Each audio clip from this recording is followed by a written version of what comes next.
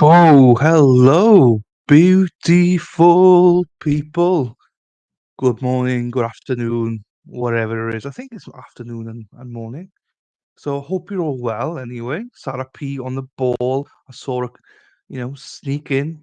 Welcome everyone. Thanks for joining. Please hit that like, subscribe, and hit that notification bell. Remember, if you hit the notification, remember if you hit that notification bell to hit all.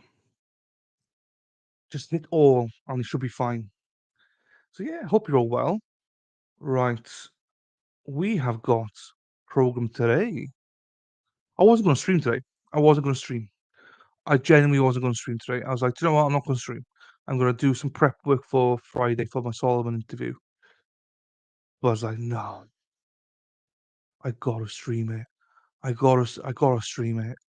So I've got this stream. I had one about Sills.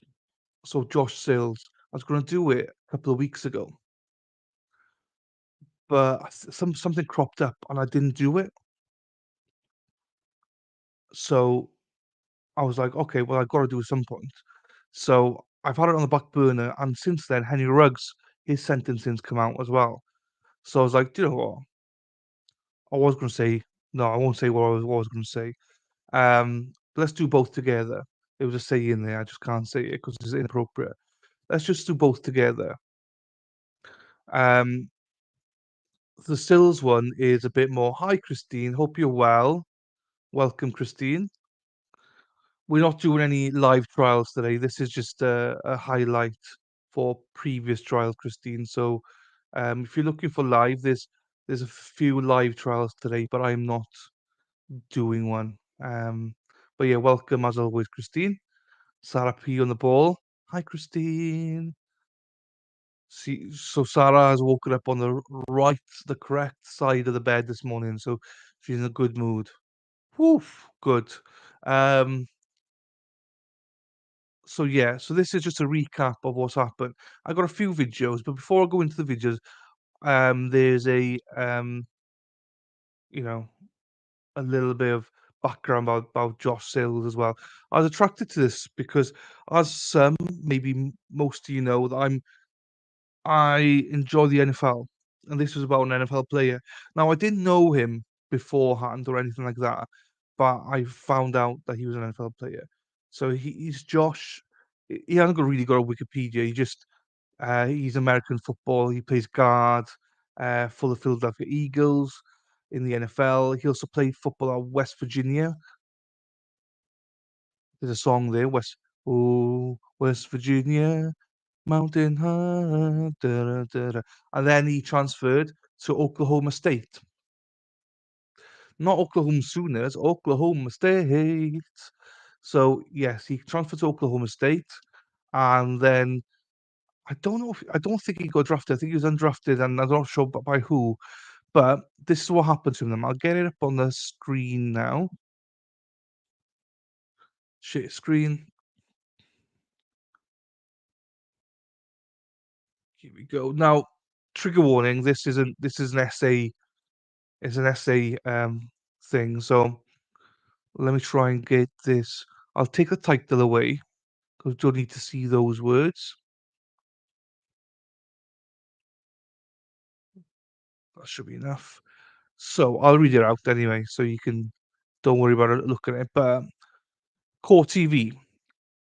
This is to TV.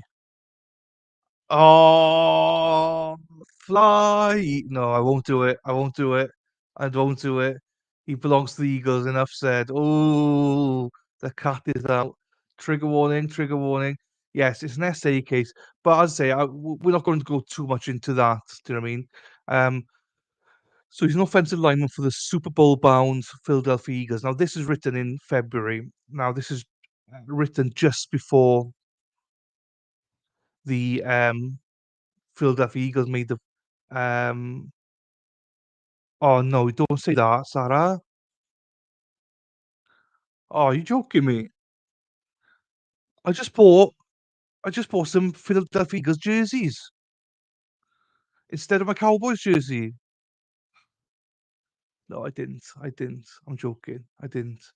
I still got my Cowboys one though. It's right here next to me for Iris, if Iris is ever here.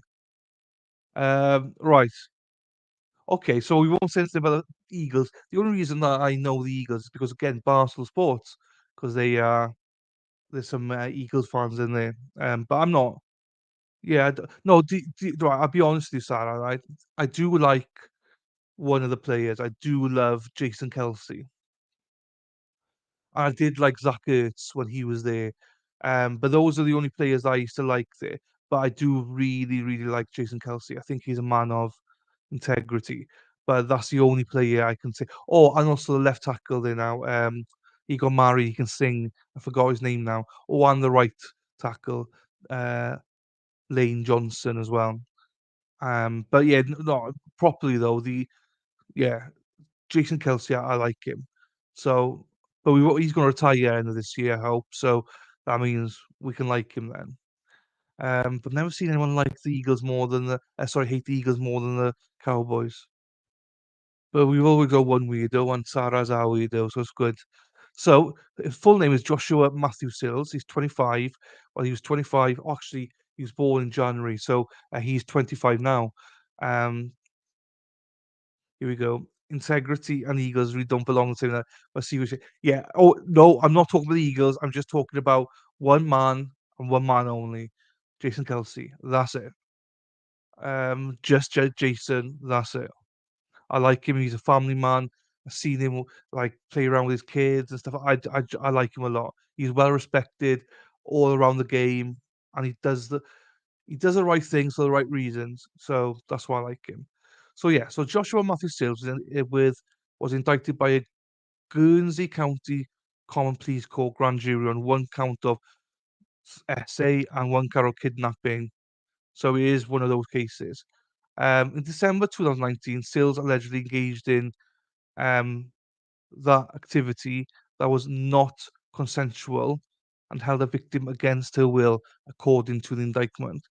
The alleged crime was immediately reported, and the Jesus, Guernsey County's too early for this. Guernsey County Sheriff's Office conducted an investigation. The Attorney's General Office stated. Do you know, it's early morning, right? So today, I've had quite a productive day today. I have what do you call it? Uh, been to the gym. I have my gym class every Tuesday. Been there for an hour. Before I went there, I went and helped my father. So my youngest niece, she's going to stay with my parents for a few days. And she's normally in a cot. Like, do you call it a cot? The baby thingy where babies sleep. But she's outgrown it. Do you know what I mean? So they're giving her a single bed now instead. So that was a faff. And you can imagine my father, he's like a match when when he's a little bit stressed. There's me there, my mother then shouting, "Oh, do this, do that." Oh, it was hard work. So I've been sweating. So done all that. These girls don't know how lucky they are. But yes, I've been doing that, had a shower, and basically had some lunch and come on here. Um So I'm now gonna prep tomorrow morning, I think, for Sol's interview, and then hopefully do something tomorrow on the YouTubes. But I'm hoping that we're not gonna be on too long today either, so I can prep some stuff tonight as well. So so we got that. So according to the news release, Sills was issued a summons to P and Guernsey County Common Pleas Court at 1 p.m. on February 16th, 4 days after the Super Bowl between the Kansas City Chiefs and the Eagles in Glendale, Arizona. No spoilers, but Kansas City won that, so Chiefs won it. Sales was born in Sarasville, Ohio. Is a backup guard for the Eagles. He signed with the team as an undrafted free agent in 2020. Okay, so that's the background. He's been accused of SAing and kidnapping. Okay, there's not much I can add to that. You've seen that yourselves. So Go there now. Put that in there. Alrighty, alrighty. I'll go back on this. So, the first thing I have is the prosecution's open. I don't want to play ads for you guys, so I'll play the ads off screen, and then I say, guys, I think it's only you, Sarah. So, I'll play the ads off screen, and then we'll go into it then once it's live. So, fine, it is now here. So this. I think this played back in 3rd or 4th of August. So this is the prosecution. Um, I'm not sure if we got it all or if it's just bits. This is prosecution's opening statements. I'll just present it to you now. It's about 15 minutes actually. So I've not watched any of this, so I don't know how this is going to turn out. So not that one, that one. Here we are. Share. And then can I? Do you know what, Sarah? He looks a little bit like Nick Sirianni from the Eagles. He does. I don't think it is though, because the hate, the hate, the hate is real. So here we go. So yeah, prosecution's opening. Just like Mr. Walton, who talked most of yesterday, I actually got a chance to introduce myself. We're both working. Right, white text, opaque, fine, fine, fine, done. And just like Jeff said, this is an opening argument. Sometimes referred to as an I tried to put the opening statement. Now, why is it referred to as an opening statement? Because there hasn't been any evidence presented. This is the state's opportunity, the defense's opportunity to explain to you exactly what the evidence in this case will show. What it's going to show is that on December 5th, 2019, here in Guernsey County, Ohio, the defendant raped and kidnapped our victim, Warren Hobbs. I don't know what happened there.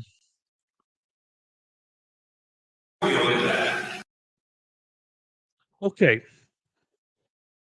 So the quality is not great. But as I say, I have never watched this before. Luckily, it's only another 40 minutes, but I've not seen this before. The quality is terrible. I have boosted it slightly. Sorry, I'm just going to put my feet up because I've been working hard today. Oh, oh, oh, oh, oh. So here we go. Right, let's put this up. Oh, oh, I see, perfect. Right, let's hear it. It's really, really important to break down the charges. And just like the judge did, he gave you some legal instructions, some jury instructions. Because of the distinction, you all are considered the trier of fact, just like Judge Patton said. Judge Patton is the side of the law who made instructions. And yesterday, one of Mr. Connick made what I thought was a really good point. Being a juror is very, very difficult. It's your job to sit back and make determinations of witnesses as to their credibility. And that's critical, obviously. But another thing that's critical is that before we hear any evidence, that you have a good, firm understanding of the charges that we're here for. So let's look at the first charge right here. Now at the top there, you'll see a long sentence that reads, the defendant. I'll just say trigger warning, trigger warning. I think they cut off every time he speaks about it, though. But just like we talked about in 1 year, I think they must cut it out because that's the second time they've gone to something about RA, you know, that one, and it sort of muted itself. So that's good. The law and the way you view the law isn't just in one big long sentence. It's broken down into these things called elements. And so when you get jury instructions, you'll see that long sentence. But what the state really has to prove, and it's proven beyond a reasonable doubt, is every single element of that offense. And the evidence will show that. But I broke it down into elements again, just to make this crystal clear so you know what you're looking for when you're doing that critical job of determining credibility. So the state, in order to prove rape, must prove beyond a reasonable doubt that the defendant engaged in sexual conduct. You see, he's gone into. That he purposely compelled her to commit by force or threat of force. There are really 4 parts there. But there's some more important details that, again, you want to be thinking of now. We're going to hear testimony later today and this week. One of those things there, there's no requirement that there can exist in the basis. I think it's what Walt was talking about a little bit. We have this idea of what the law is coming in. Everybody does. We all have an idea of what rape is. We all have an idea of what kidnapping is. But it's absolutely critical that we understand what is understood outside of this courthouse and what we're instructed. So we really want to get into the details here and explain exactly what we're really looking for, so that when you make that determination, you can do it confidently. So there's some definitions that I want to run through with Rick. There was that sexual conduct, and that's not something that normal people are thinking about. There's a lot of ways we can do a vice code that can be proved. Now here, I'm holding the most important part. Fellatio. A sexual act committed with the male sexual organ in the mouth. You're going to hear allegations about the defendant forcing the mouth of the victim over his penis over and over. And so when you look back and you see that sexual conduct, that's what we're talking about, fellatio. And this week you should hear evidence of that. And that's just one example. When some people think about rape, they anticipate vaginal penetration. And no doubt, vaginal penetration can apply. Vaginal penetration is satisfied as Trigger warning, trigger warning. We're talking about essaying. Trigger warning, trigger warning. sexual conduct. But it's critical that we understand it doesn't have to be any of those forms that can be considered sexual conduct. Because so you aren't going to hear about vaginal penetration. You're going to hear about fellatio. But it's undisputed that that is still sexual conduct. And it's important that we understand. In the last part there, penetration, however slight, is sufficient. Now, both the state does not anticipate there being any penetration in this case. But there is an important other part of this, that force requirement. What is consensual? Force can mean a lot of things. Folks, you might think force is physically pulling somebody down on it. And it is. But it isn't just that. It can be psychological. It can be an environment. There can be circumstances that lead to that idea of force, or just like in the code, that threat of force. So I hope you understand why it's so critical to run these charges. I can hear echo. I don't know where the echo's coming from, but It might be on the outside of what rape is. Might not necessarily be what Judge Adams instructed on. so I remember reading this because he was indicted in January 2023, just before the Super Bowl, and people are suspicious because obviously it happened in 2019, and that was a big thing in this case as well. Evidence of this rape is, remember, fellatio satisfies that sexual conduct, and force or threat of force can mean a lot of things. And this isn't just me talking about, it's going to be instructions that you receive as to this force. Legal instructions. And we have a second kind that we're here to talk about today, and this week as well. And that's kidnapping. Another critical piece of this, kidnapping, anything. Somebody tied up to the back of the trunk, right? Without taking. Their face on one trunk. Sure, that's kidnapping. But the code doesn't just make that kidnapping. There are a lot of ways that we kidnapping. And just like the rape, we've got a big long sentence. You're going to see that in your instructions. The defendant did by force or interception, remove our victim from the place where she was found, or restrain delivery for the purpose of committing felony flight thereafter. That's a lot of words. It can seem like a lot of things to consider. But what we do in the law is break those down into those elements. So we've done that. So at the end of the day, or at the end of this week, I should say, when we're deliberating, you'll see that the state has proven every one of those elements beyond a reasonable doubt. There was that forced threat of deception to remove the victim from the place where she was found, or to restrain her liberty for the purpose of committing a felony of flight thereafter. Now, the felony that we're going to be talking about is going to be great to the short time into the end. So as you're hearing evidence and seeing evidence of this rape, that's going to be the crime that's being committed where the victim is not free to leave. And it's important to clarify that for kidnapping, there doesn't have to be some hard time. There isn't a countdown clock made up in kidnapping. That environment can be created like that. And those are the two charges that we're talking about. And now this brief will run through allegations. But again, this is the road to trust your own judgments and everyone is going to be here to see you. Make those determinations independently. Now, folks, the evidence that shows back on December 5th, 2019, organized was out for complaints. They were actually out in data initially. Ultimately, they came back to this area, roughly Guernsey County or Noble County, somewhere on that county line. I went to a few more places. She was with her friends, Brooke Bing, Brianna Woods,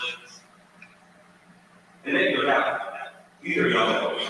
They're all right around 20 or 21 years old. You know, their day starts in Zanesville, but what they end up doing is going to some bars and drinking. Again, that's not really going to be disputed. How much was drank might be disputed, but just to set the scene here, we're going to look at it and see it. And at some point in this bar hopping, the defendant did it. And so, again, this is going to be disputed. The defendant isn't a stranger. Yeah, cuts off every time he speaks about essaying. That's quite handy. I like that if they do You that. call them friends, but they weren't witnesses. They know each other for a while. At this point, they're outside school. And again, I think the defendant at that point in time, it's a pretty big deal. He's playing football at Virginia University. He's been there for at least a year or two. And he's at this bar. So he comes, he's hanging out in this friend group. There's some other people around. And things seem okay. Again, the girls are drinking, he's been drinking. They go to some other bars. But eventually, it's time to go home. And what happens when it's time to go home in the bar? So you gotta figure out how you're gonna get home. And that's the beginning when things start to change. You'll hear from Brianna Woods about it. You'll hear from Brooke Bing about it. Yeah. More essaying. He takes Brianna. He takes another boy or man, young adult, same thing. They drop the thing off to get his car. So there's just Josh and two girls. It's not over yet, but we have to take a break as we're at the bottom of the. What the why does he do that? I know they take why do they do that? Why does Core TV take a break in the middle of that? What's going on? Hour, so we're going to hit the pause button on the state's I mean, she's pretty, don't get me wrong, but geez. opening statement in the NFL player rape trial in Ohio. We'll be right back after this. These are the cases, the trials that became Player rape. You'll I'm having a mare right now. Pulling that down, not giving free. Hey, if you eBay, if you want to advertise, pay me. Otherwise, do one. That's annoying. I can't believe they just did that to us. I'm being honest, so they're sly because they put a woman in there, so I can't really shout at her because she's a bit alright. So another ad. Okay, Vice Golf. I mean, she's old, but older, but I like her. Right, present. She's green. Dee, dee, dee, dee, dee, dee. If she's again, I think we can all agree that she's very pretty. It doesn't matter which way you swing. I think she's very pretty. The Eagles player Joshua Sills. We're watching the state's opening statement right now. Let's pick up where we left off. Massive parts of the state project. The truck would love to see in the state.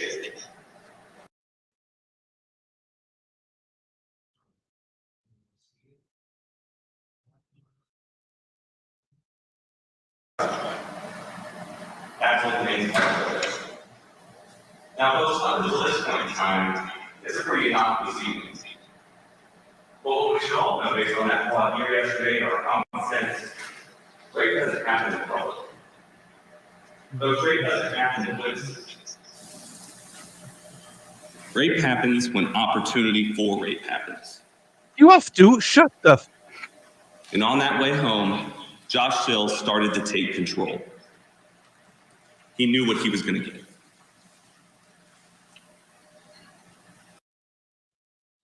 Try to move. Eventually, they won't move. They're driving to Brianna's house, and Josh is grabbing our victim's leg. Now, in the moment, not quite sure how to react. Don't know exactly what that is. But it's happening. Again, this isn't a stranger. It's a little bit strange. But as things continue and he keeps grabbing legs, there's concern. But ultimately, they get and then things escalate. It's just the difference.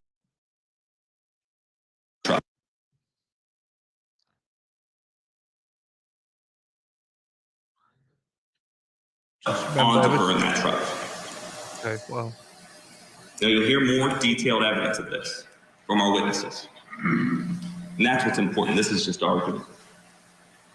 But while they're in that truck, every time they cut off, it's because Bennett forces his penis over her mouth, up and down until he. Right? Do you have to, mate? Do you have to? I thought you were muting all that crap Ejaculates.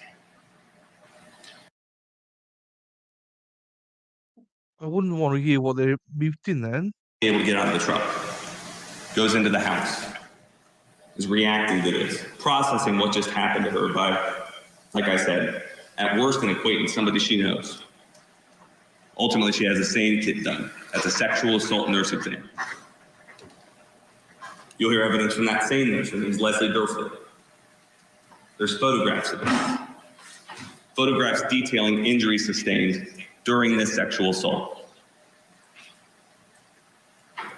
You'll hear evidence from the Ohio Bureau of Criminal Investigation, Devaney Herdman. She's able to explain the DNA that was discovered on Morgan's body from the defendant.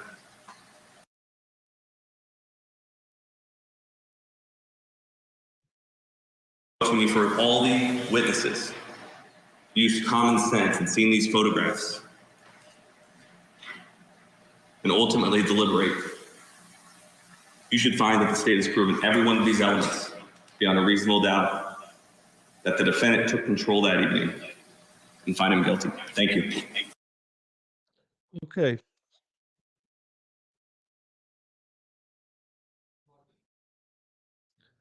So that is, hang on, bloody hell.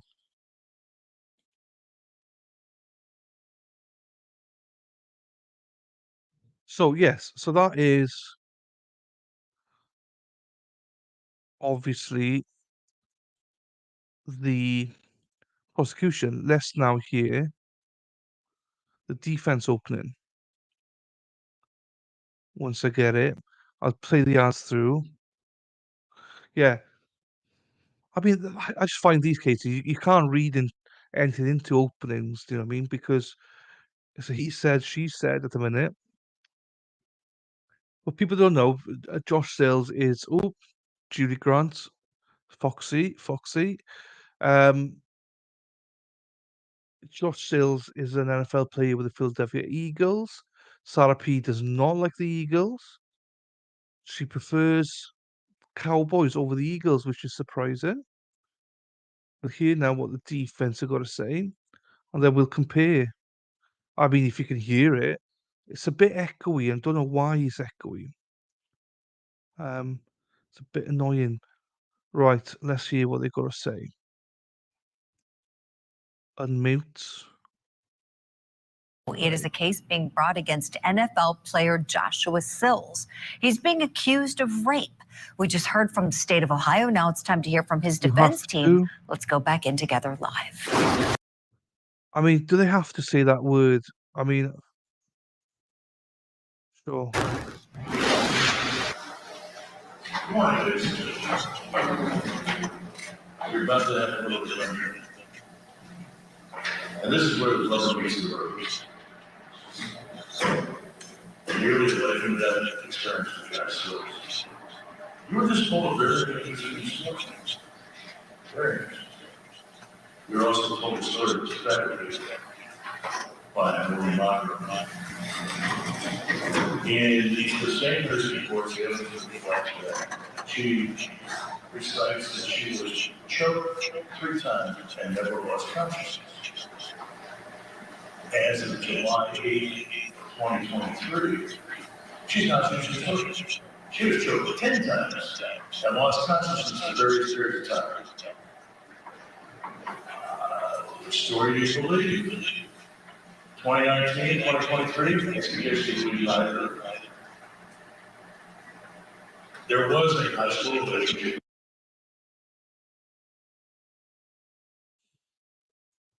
Just shoot for new ones. Every time he mutes, it means they're talking about the actual charge, as in, this, you can't play it.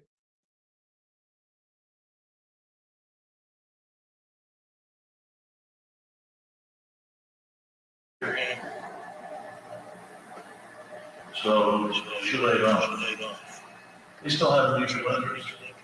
Now, the evidence reflects that December 5th, 2019, they called me in, said, hey, come meet us. Now, this is where I get a little backward and something doesn't have to weigh out for you. Every one of those kids has cell phones. None of the cell phones were evaluated and extracted. The consensual oral sex occurred at F-350 with a center console folds down and a standard transmission. Not all story doesn't fit the truck, it should fit. The state, let me rephrase that. Conflicts of bounds in this case, the evidence will show that. The only agency that responded properly was the Jersey County Prosecutor's Office, who asked for the change of counsel to retire.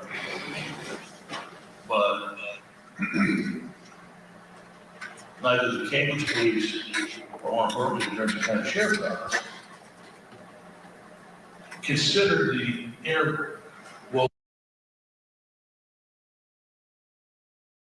officer, command staff of Cambridge Police. His best friend is Sam Williams, the Lieutenant Chief Investigator of the Sheriff's Office. They sent Detective Kohler out to do an investigation. What did he do? I don't know. But it wasn't an investigation. He doesn't even know where the crime scene is. Evidence reflects that truck was not in West Virginia. It was here for a long time. It was never searched. It was never impounded. There was no analysis, trace evidence. Mr. Spitzer was talking about how he had it by the head and the bottom of her down. She claims that she had some hair got pulled up. Where do we think that hair might be? Or could have been in December of 2019. Joshua Sills was identified as a suspect after the 20-hour delay between the alleged assault. And when she got around to go to the hospital to see the same nurse who's going to testify, who was a very good friend of her mother's. In fact, they stayed nurses together. There is not. Hello, Josie. How are you? I hope you're well. Now, Josie, we're covered. Sorry, I was just eating a donut. Um. Oh, damn. What have I done now? So, Josie, just to explain something to you, right? Because I feel like I need to explain this to you, right? Glad to hear you're well. Now, we got a problem, Josie. We got a problem.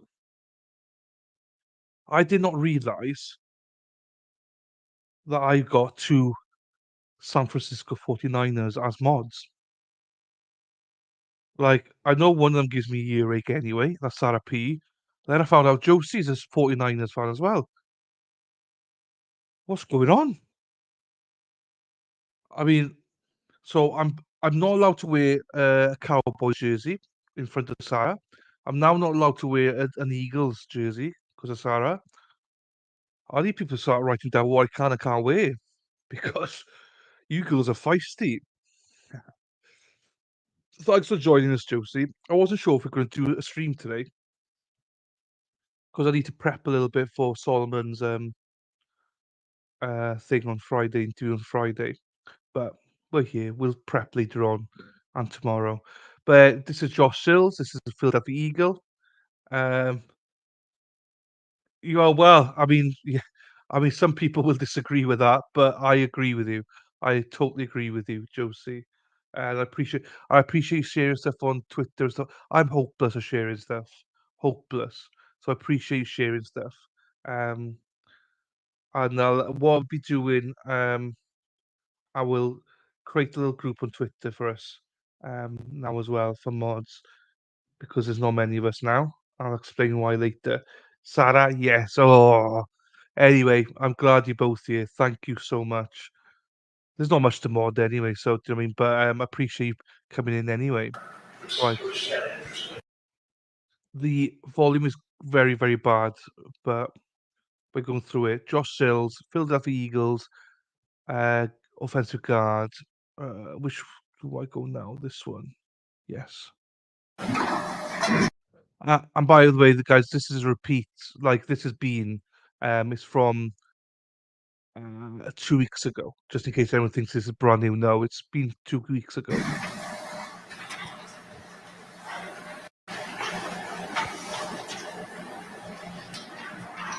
This is the evidence the state of Ohio gave to us in support of their case. What's interesting is what's not in there. There is not even a police report for them to put in front of you folks. I'm not sure what the detective did when he went out to investigate this case, but I'm sure the heck know what he didn't do.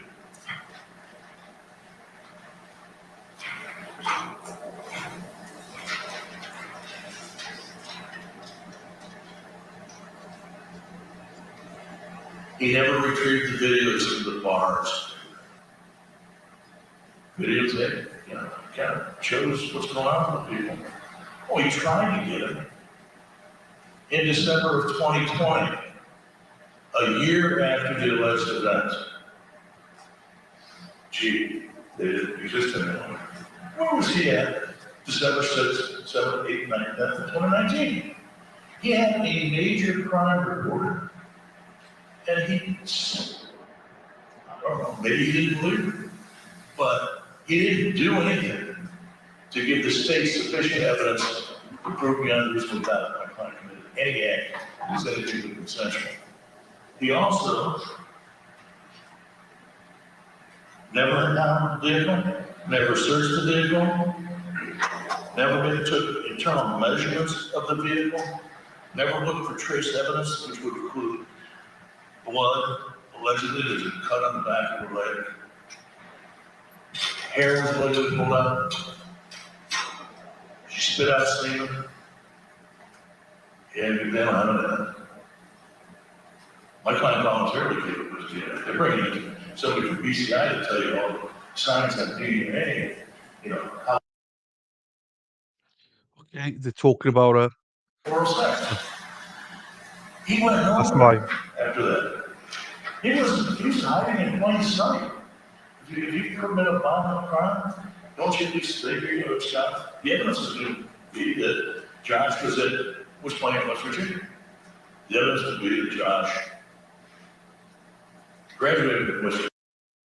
Okay, so this happened when he was in college then for West Virginia. Then he transferred to Oklahoma State, probably for his masters. I imagine. I'm not sure how it all works in America, but he was playing for West Virginia. This is before he graduated. I know he went then to, I believe he went to Oklahoma State afterwards. Had eligibility left because of COVID. And went There we are. 2 years at Oklahoma State.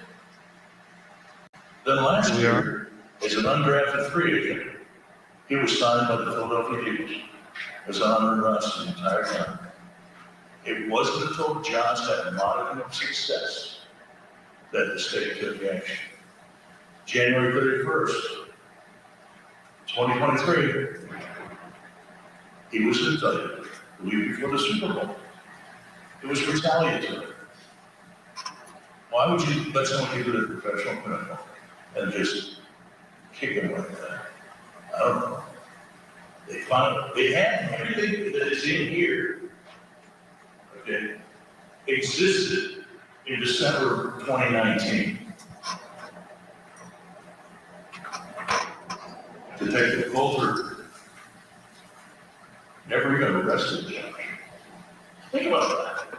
I mean, you get picked up with a meth pipe, you're getting arrested, you're taken to jail, and you're given a 53 felony charge. He's charged with 2 first-degree felonies. Can't get any worse than that. He believed a brutal and violent crime against a young woman. He was never brought in for questioning. Now, in fairness to Detective Coulter, he wanted to talk to my client. I told him nothing good. But he didn't talk to me for a good while.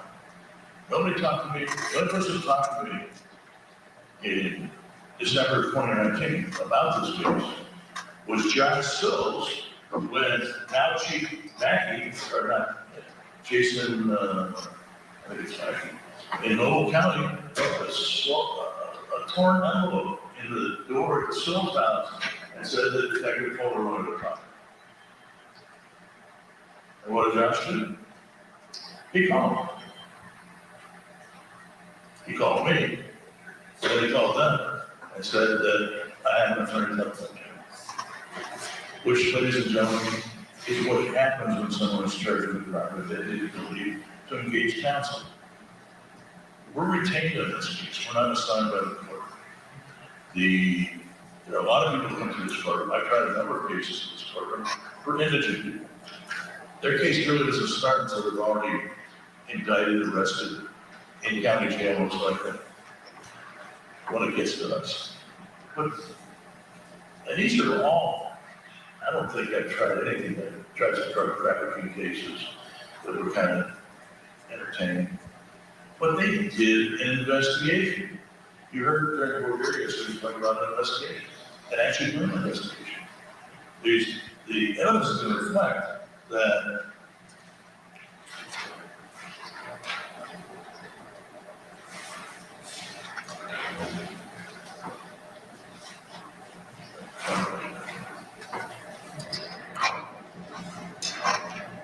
Come on, dude. the evidence is going to reflect this.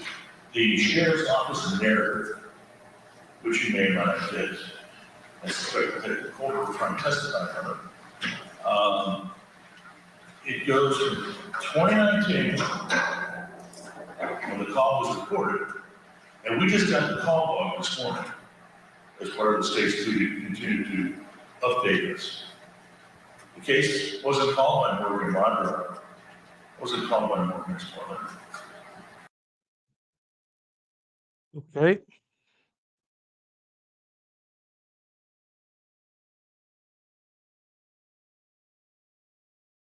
Okay, so that's the defense. Well, he paid for his own defense, and basically he was retained by Josh and not actually appointed by the court, which is, and he's made a point there as well, saying, "Oi, when he got the letter, he arranged with the police to come in and see them, but before then, he obviously phoned counsel.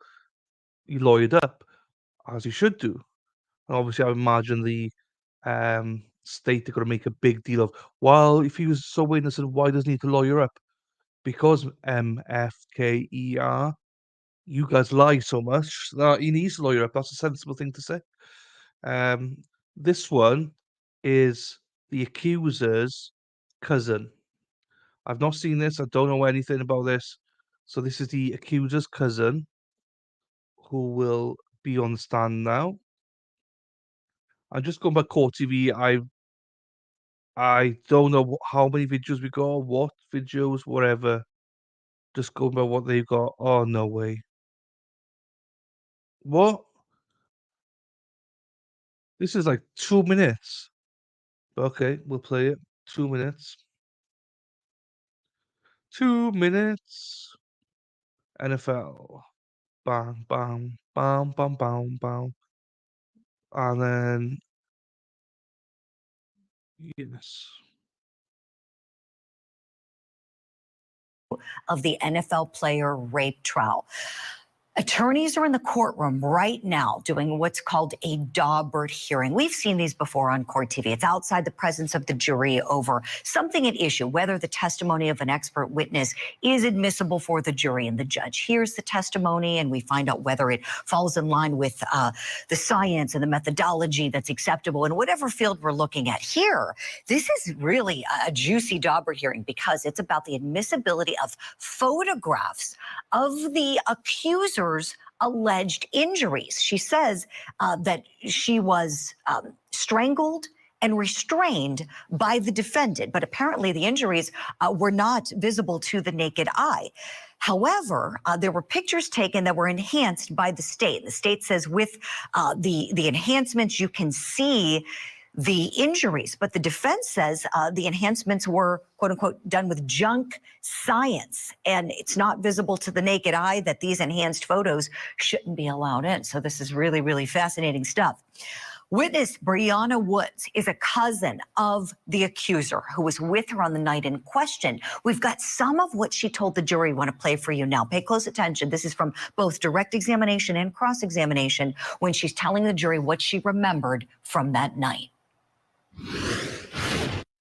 Did you ultimately fall asleep at your house? Yes. And what was the next memory you had after falling asleep? Waking up the next morning to MM laying next to me upset. Can you tell us a little bit about what her demeanor was like when you saw her?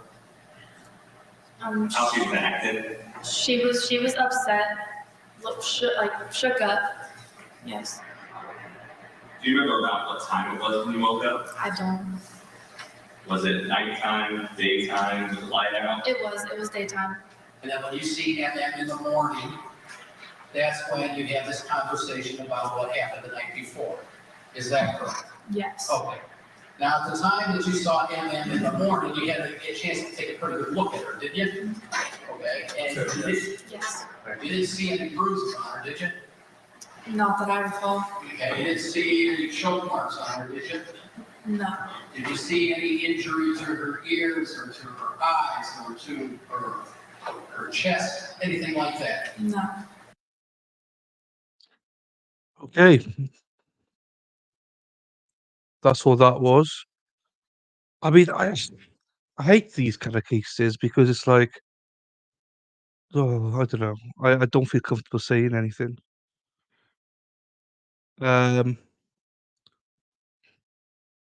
All right. I stopped the screen because of advertisers. Take them off. Which ones was acquaintance of accuser details? Brooke Bling. Okay, we got some ads here. So yeah, what are we thinking? What are we thinking, guys? It's only Sarah and Josie who's speaking or spoken, and there's a lot more than that here. So what do you guys think? Any opinions? Anything, or even not about this case, about anything general? Or we haven't got a full plate of 49ers fans, I hope. We haven't got that, I hope. Right, this is a bit better. This is 10 minutes long. So this is her testimony. This is, damn, her friend, I believe. Should have looked it up.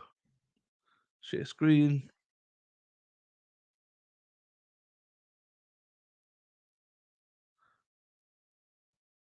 And here we go. Sills arrive? Yes, right before we left. Okay. Hang on, I'm just gonna make this. And do you remember who he came there to see, to talk to, or to be with? What did he do when he got there, in other words? I don't remember. Okay. Did he come over and talk to you guys? I don't remember. Okay. Did he join the group? Hey, Erin. I hope you're feeling a little bit better. You're in the doctor, so you're obviously not, but I hope you get better soon, Erin. As I say, the taco is safe. It's representing you. It's on the table. But yeah, nothing worse than going to the docks. So hopefully you get a little bit better today. And thank you. It was lovely speaking to you last night as well. Group of you. I don't remember. Okay. All right. Now, when you were at Star Bar over in Kalis, you stayed in the truck. You were not, or you stayed outside in the car. Do you remember what kind of car it was or what you were driving? It was a truck. Okay. And how happy were you about driving everyone over to the Star Bar? Not very happy because Not being able to go in. I had to work the next morning, Okay. What time did you have to work at the vet? 8 a.m. All right. And approximately what time did you get over to the Star Bar? It was late. I don't remember. Okay. Do you recall how long you stayed at the Star Bar? Nope. All right. Did you enjoy your time at the Star Bar? No. All right.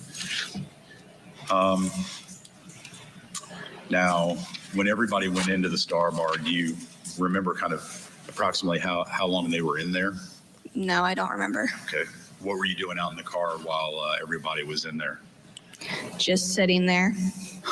Just doing a little bit. All right. Did everyone come out of the Star Bar at some point? Yes. Okay. Who all came out and what happened?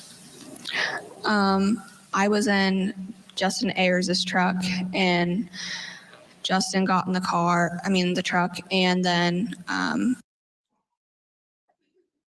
Just in case, so hi, Erin. Hope you're feeling a bit better at least. Erin says, hopefully soon, Sarah P. Now, Erin Hack, Josie, 81, are you still here? Morning. Wondering if you'd seen the latest corruption in Kenosha. I shouted out just in case she's not looking at chat, that's all. Josie, if you're here, Erin's asking after you. She may have popped out or something, you know.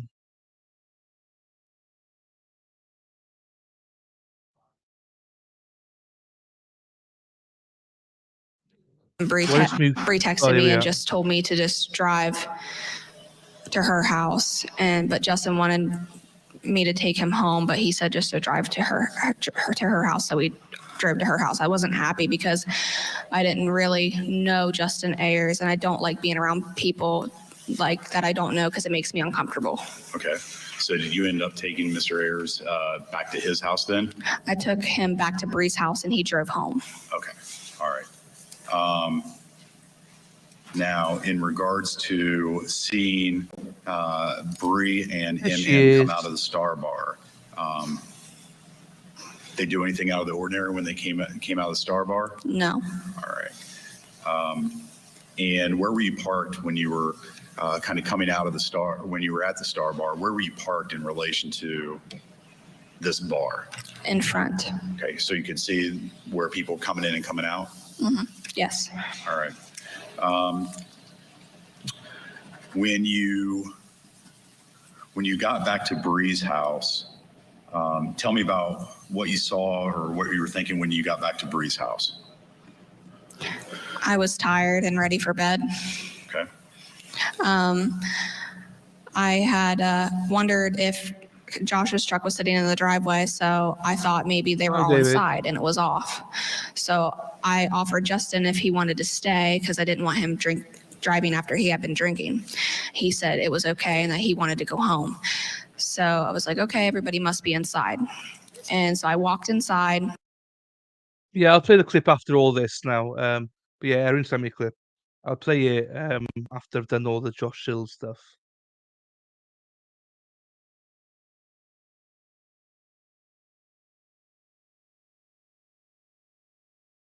Conversation after that. Okay. Now, did you see anybody, was anybody else at Bree's house that you saw that when you got back? Anybody No. else inside? All right. Not to say that there wasn't anybody there, but just you didn't see anybody else at that time of night. Yeah. Okay. And your plan was to sleep over at Bree's house, correct? Yes. Okay. So what did you do next? I laid on the couch. I changed and I laid on the couch. And I waited. Bree's mother's boyfriend was laying on the other side of the couch, and I didn't want to wake him up. I slightly drifted off a little bit, but tried to stay awake. And then she came in, and then she called me and told me to come in Bree's room. Okay. I'm sorry, I missed that last part. She told you what? She told me to come in Bree's room. Okay. Still didn't read that, I'm sorry. If I may, Come to Bree's room. Thank you. You may continue, counsel. thank you, Your Honor. And did you see?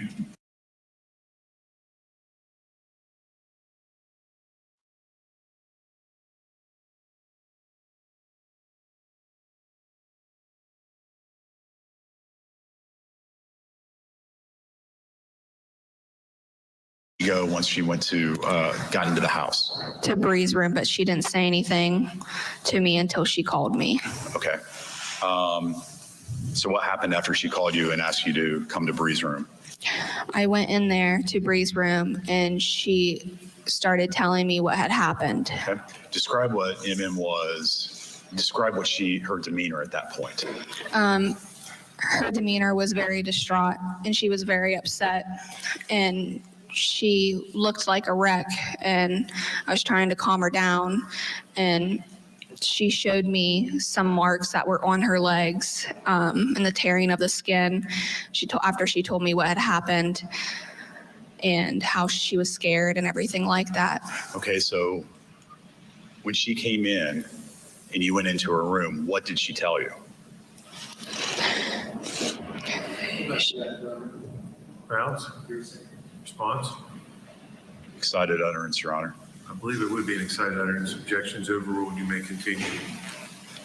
What did the question was, or the request was, what did MM tell you when she came into Bree's room and you went in there? She said that Josh raped her. Okay, who was she referring to? Josh Sills. And he was the individual that was with you guys that night? Yes. So more specific, can you go into detail of what she said? She said that She said that he forced her head down onto his penis. And I'm sorry. Your Honor, may I approach the witness? Excuse me, Mr. LePage will. Thank you. He's got a tissue for you.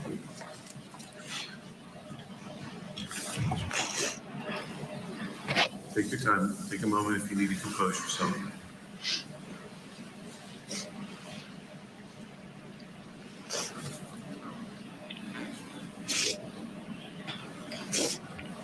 She said when I pulled up in the driveway, he held her down on his penis, and she couldn't breathe.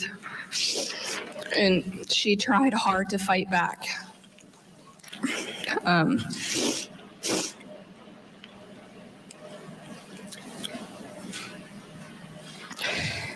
And she said that he tried to unzip her pants and physically sexually assault her the other way vaginally, but she got away. She said she had some strength that came over top of her, and she got out of the truck.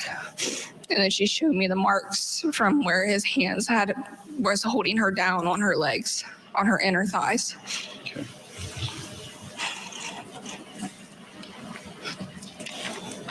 Now, when you walked up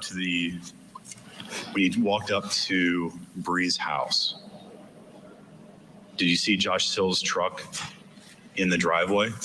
Yes. Did you see them inside the truck at all? No. Did you have any indication that they were in there?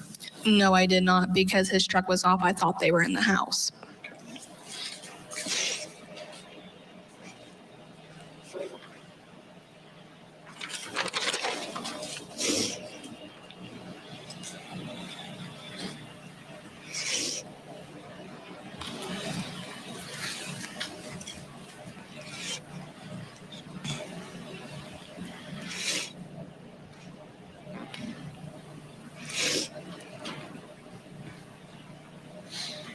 What happened next after MM informed you that she told you that she was raped? I comforted her and was there for her, and I told her not to take a shower or anything like that because it could possibly wipe away DNA evidence, and not to drink anything because I asked her if he had ejaculated in her mouth, and she said yes. So that's why I told her not to drink anything. I told her, you need to go to the hospital and get a rape kit done and go make a police report at the sheriff's department. And she was nervous to do that because she felt like nobody would believe her. Okay. Okay.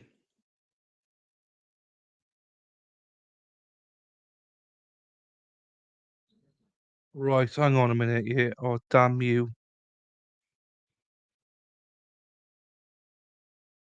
Hang on, bear with me here for a second. Just because I know if I don't do this now, I'm gonna get absolute blasting off Erin. I will play the Kenosha. It's only a minute or two anyway, so I have to keep my little taco happy.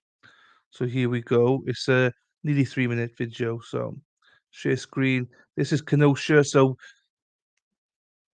we're jumping from. So that was basically the end of day one for Josh Sills anyway. So we're jumping from day one to watch Erin's clip. I said clip, not clip. Right. So we'll watch Erin's clip. Um, Here we go.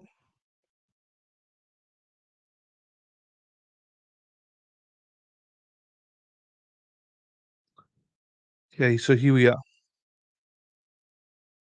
I'll unmute. Hit and run crash July 20th. Kenosha police say it started with a hit and run crash July 20th. Police say they had a description of two black men and a black woman carrying a child seen running from the scene towards an Applebee's restaurant. Inside the restaurant, police say they were alerted by an employee to, quote, some suspicious people. Those people, a couple eating dinner with their baby who had nothing to do with the hit and run. So they came in and they went to the table and they asked them just to show them what car they came in, so that they could verify if that was them in the car accident or not. Jennifer Harris, who was working at the Applebee's, describes the chaotic events unfolded next. And he tried to go the other way and they eventually tackled him into a wall and the baby hit his head on the wall. Captured on camera by Applebee's employees. Get the baby! Please stop! I'm squeezing you. I'm gonna go yes you will. Hey, please stop. Stop. Hey, be careful. Your baby head. Be careful. Let him go. Sorry, your baby head. Please stop. Police seen on the video trying to restrain the man. Put your hands. Hey, stop. Hey. Hey. They had at least 4 cops on his back with at least a cop or 2 each grabbing an arm, and still had 1 cop punching him over and over again in his face. It was just sad. I just felt bad for the baby. The second day he said that he wanted to enjoy his food, and for them to go away, they should have left him alone. Kenosha police telling 12 News officers found the people responsible for the hit and run inside the Applebee's bathroom. Wednesday afternoon, activists called for an investigation into the officers' actions. Why was the cop so fearful that he felt that level of force was needed with a baby in his arms? Caroline joins us now live tonight from Kenosha. Caroline, you've also learned the manager in this case was fired from the Applebee's? Right. She says she's now being blamed for the videos from this incident circulating online as well as on television now. And she says she was let go from her position after working at this Applebee's behind me for 12 years. And she has now hired an attorney to help her get her job back, Joyce. This video is getting a lot of views. Caroline Reinwald leading us off tonight at 10. The day after the incident, prosecutors charged the man and the woman who were eating in the restaurant with misdemeanors, including disorderly conduct and resisting arrest. There is body camera video of the arrest, but police tell us it won't be released until after the internal investigation is complete.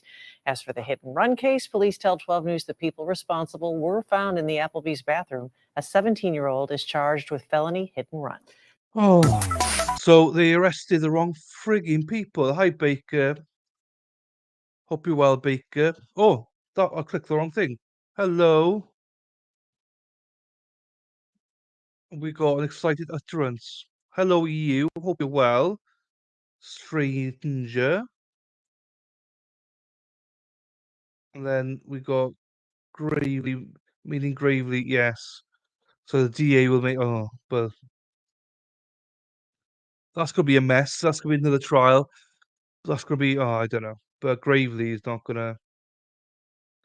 How did she lose a job though as a manageress? Like that makes no sense. Do you know what I mean?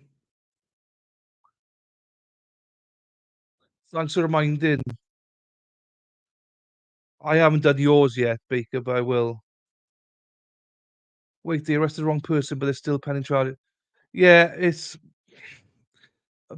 Hang on, let's listen to that again. I'm not sure, Murph.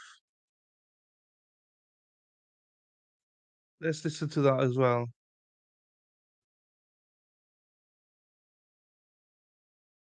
Online as well as on television now. And she says she was let go from her position after working at this Applebee's behind me for 12 years. And she has now hired an attorney to help her get her job back, Joyce. This video is getting a lot of views. Caroline Reinwald leading us off tonight at 10. The day after the incident, prosecutors charged the man and the woman who were eating in the restaurant with misdemeanors, including disorderly conduct and resisting arrest. There is body camera video of the arrest, but police tell us it won't be released until after the internal investigation is complete.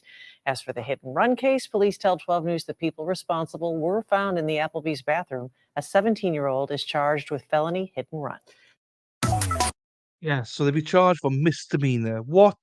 They were the ones that eating their food peacefully, not mind their own business, and then the police come in, got the wrong people. Which, okay, fine, got the wrong people. Just ask them.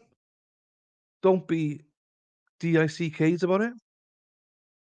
Um,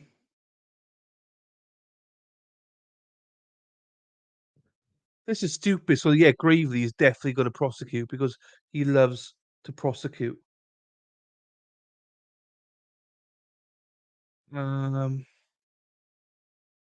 okay, let's get out with that with it. That's just stupid. I just don't know. That's just Kenosha, though, isn't it? I'm not a big fan. And that Josie was on about what's his name? The crap. Um, that crap thingy. The judge Schroeder. He is also penalised from Rittenhouse. I don't know what. I've never watched Rittenhouse, so I don't know. A guy that Rittenhouse was accused of shooting or something. Schroeder gave him a really light sentence. Oh, there we are, Josie. Good timing, Josie. Good timing. Good timing. Yeah,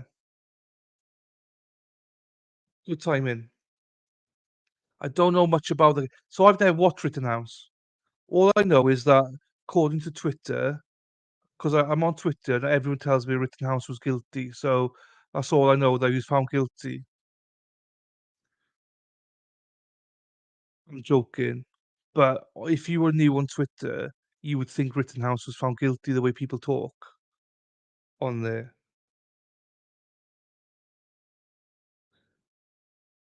Right, let me find it. Let me find it. It is. I'll find it. I've watched it on YouTube, I did, so I got you. I got your back, so it's all good. Judge Schroeder.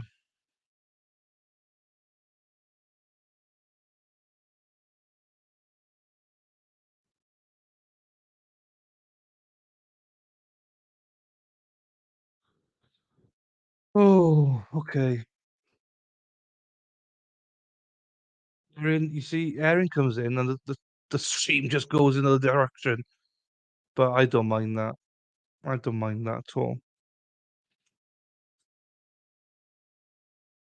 No.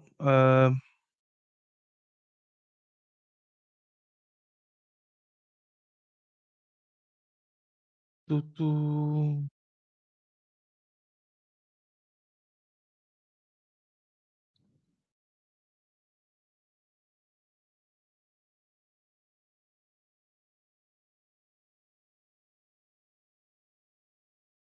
Oh, I can't see one.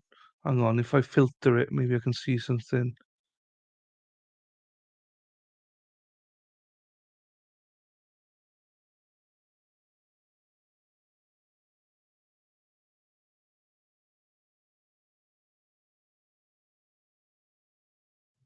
Right, hang on. There was an article, wasn't it? But I'm sure I saw it.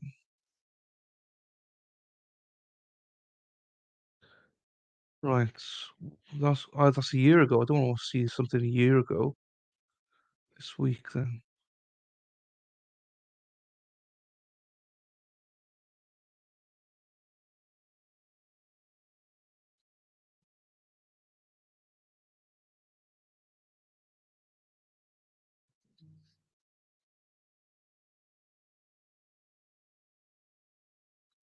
Oh, geez, right. I'm gonna have to look at an article first then because I can't find.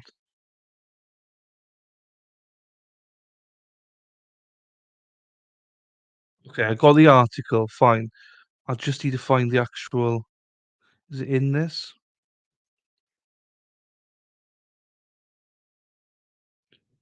Okay, let me just find the video now then.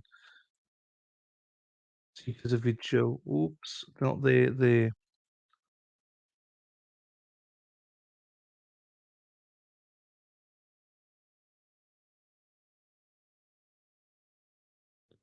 Sentence. While the mother video.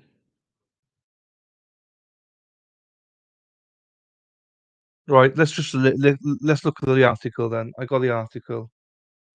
I got the article. See where in. Right, I got the article here. Let's just look at the article because I can't. I did definitely video. Oh, maybe it's not. Maybe I'm pretending. Presents. Share screen. Oops. So this is around the Rittenhouse stuff. Yeah.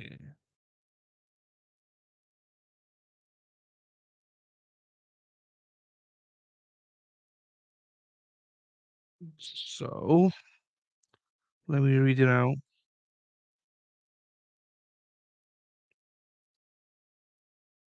This guy. That's the guy.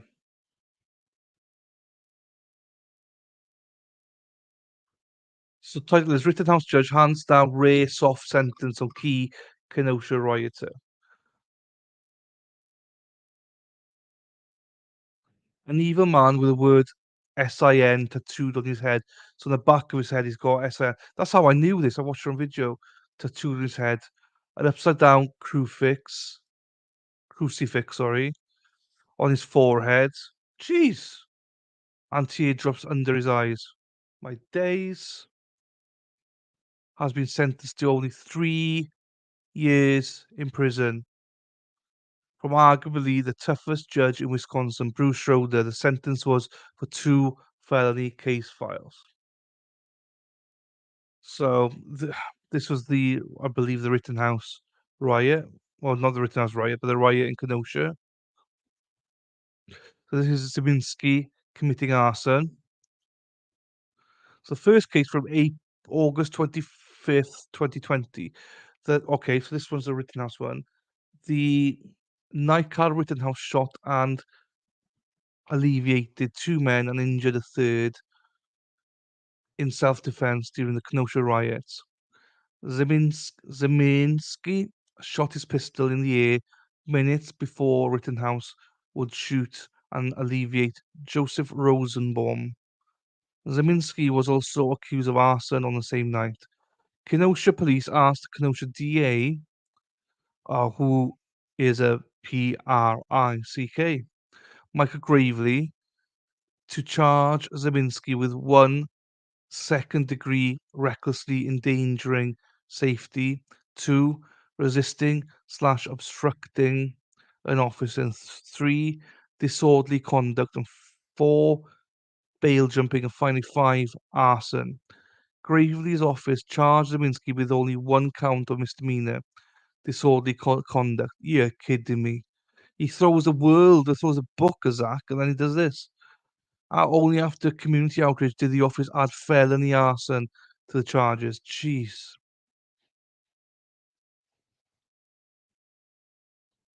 There he is. Zeminski and his attorney. See you later, Baker. The second case was from almost exactly 2 years later. While out on a bond for an arson case on August 26th, 2022, at about 2 a.m., a Kenosha patrol officer encountered a 54-year-old man, the victim in this case. He told police that 2 men and a woman he knew was Bonnie just robbed him. Bonnie is Kelly Zeminski's PORN star name. He said he met Kelly a week before and she cleaned his house for money. The victim told police that she heard a knock at his door at about 1:20 a.m. that night and it was Kelly. She asked to use the bathroom and he allowed her in. But then Joshua and a third man followed her in. Joshua then grabbed the man at knife point and demanded all the man's money. Jeez, I need 3 years for this guy in the home. The man told Joshua that he didn't have any money in the home, but had some in his bank. Joshua then put the knife to the man's back and pushed him outside into full-size GMC. The man tried to dial 911, but Joshua took the phone away. They demanded the man's PIN number and ATM card. They then proceeded to drive to Lou Perrine Speedway Quick Trip and Chase, all on right. So, is it in the case of in America, like first in the UK, you can only take out a maximum per day. It doesn't matter which bank you're trying to get it out. It's only 300 per day. You can take 200 out of one bank, but then you can only take 100 out of another bank. The man told Joshua that he didn't have. Okay, no, read that. They then proceeded to drive fine and chase all on Washington Road. Each time that the transaction failed, they ended up back at Lou Perrin's. The man then escaped at the gas station, even with the men trying to stop him. The victim was able to pick Zeminski out of a photo lineup. Zeminski and the other man threatened to kill the man and bury him where no one would find him. The Zeminskis told police that the reason for their action is that a man had RAP, Kelly.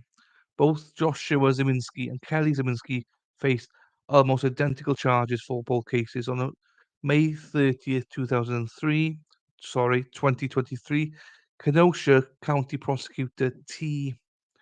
Claire Binger. Oh my days. Binger. I've heard that name before. I don't know where. Binger. I've heard Binger. Where have I heard that name before? Dismissed of all of the criminal charges from August 25th, 2020 for Mr. Zeminski. He made a plea deal with Zeminski that included both of these felony files that same day. Zeminski pled guilty to 1 count of armed robbery and 1 count of armed burglary, dismissed but read in with the following charges: Kate Down Cafe, felony arson, um,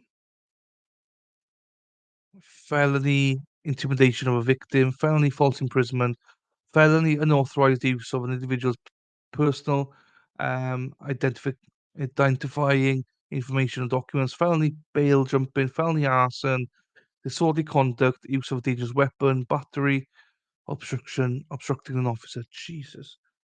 Binger was hello. Hello, Sal. Welcome, Sal. Okay, so yeah, I agree, Murph. I agree. Dim-witted a-hole. So Binger.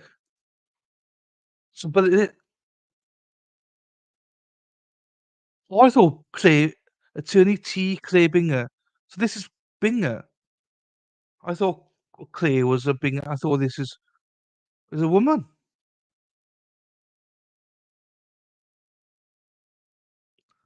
My bad. I thought it was a woman.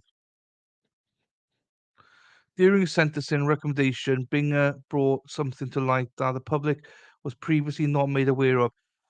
He said he said that Joshua Zeminski had admitted to investigators that he ran a side business in which he would buy guns for other felons for $100 or $150 profit. At least four of these guns were used in crimes, including the alleviation in Kenosha, that of Malik Boyd at the Rain Bar. Michael D. Cicchini, Michael D. Cicchini, Kenosha criminal defense lawyer and author. Jesus hard. Judge Schroeder said that these new facts will not sway his sentence. Ball, a spokesman from, well, no, actually, it's not Bull because he actually didn't affect it. A spokesman within the Kenosha Police Department said they referred these allegations to the United States Bureau of Alcohol, Tobacco and Firearms. The United States Attorney of the Eastern District of Wisconsin decided against charging Zeminski. Binger recommended that Zeminski be given 5 years in prison. Zeminski and his wife initially faced over 50 years in prison each. Due to the plea deal, the sentence was capped at 20 years in prison. Schroeder only gave Zeminski 3 years in prison. His wife received the same sentence. I mean, come on. So, he could have got 50 years. He's facing up to 50 years. Over 50 years. But they capped it so the judge couldn't go over 20 years. So they knew going in it's going to be between 5 years and 10 years. So, okay, it's not going to be over 20, but 5 years. And you think, okay, it's probably going to be 20 because of all the things that he's done.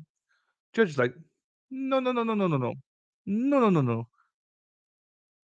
5 years is too much. 5 years is too much, guys.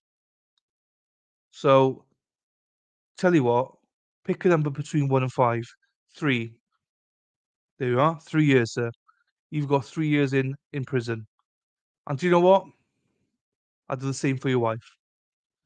Same for you. Don't worry about it. Same for your wife. Even though she's not part of the deal, we'll do the same for her. 3 years, 3 years each. Let's go. Zachariah. Zachariah, pick a number between 40 and 50. Because there's no chance you're coming out, son. I mean, what the BS, right? Absolute BS, Josie. Just Schroeder's lost it. He's absolutely lost it. That's his wife then.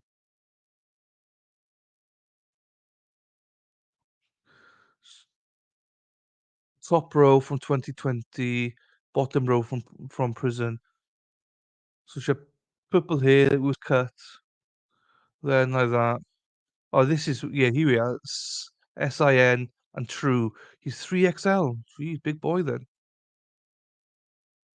3 years.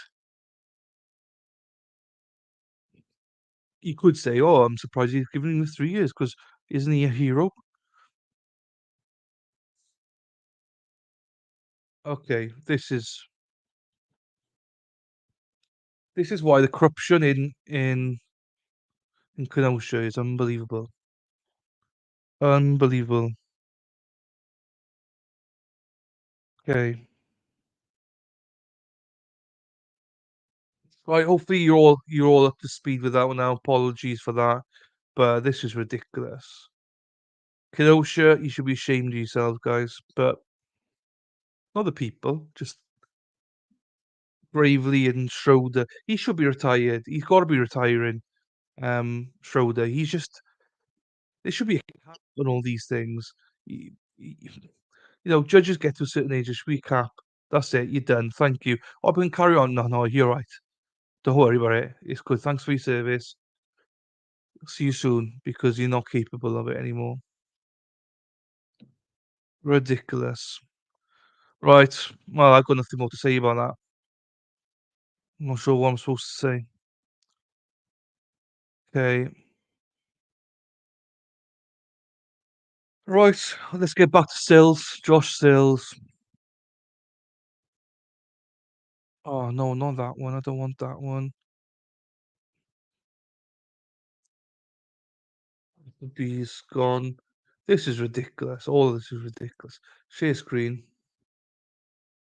No worries, Sarah. It's all good, Sarah. Hope everything's okay. See you in a little bit. Right. You got this one then.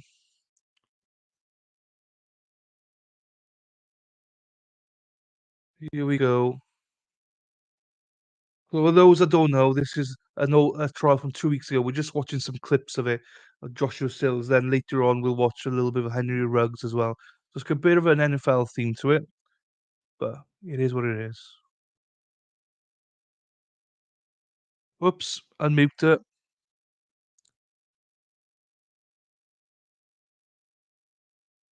Almost removed for overhearing some details about the case. It was related to her from a friend who overheard defense counsel talking at a public restaurant. Happens to be the same restaurant where the accuser works as well. But the judge questioned her and ultimately decided that she can stay on the jury, with her swearing to be fair and swearing that this will not affect her opinion. Then it was really big for the prosecution with the testimony of a young woman, a preschool teacher named Brooke Bing. She kind of stole the show in terms of witnesses and their testimony. She is a friend of the accuser. She also is somewhat of a friend of the defendant. She knows both of them. So I guess you could say she's an acquaintance of both of them. And she was there on the night in question. She detailed what she was told by the accuser after the fact. Let's watch. What did tell you when she came into the freeze room and you went in there? She said that Josh raped her. Okay, who was she referring to? Josh Sills. And he was the individual that was with you guys that night? Yes. So more specific, can you go into detail of what she said? She said that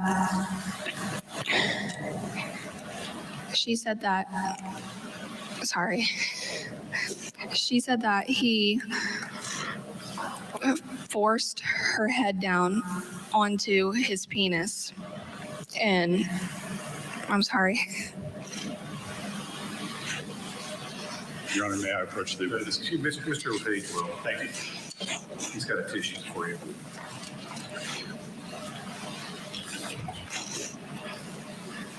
Take your time. Take a moment if you need to compose yourself.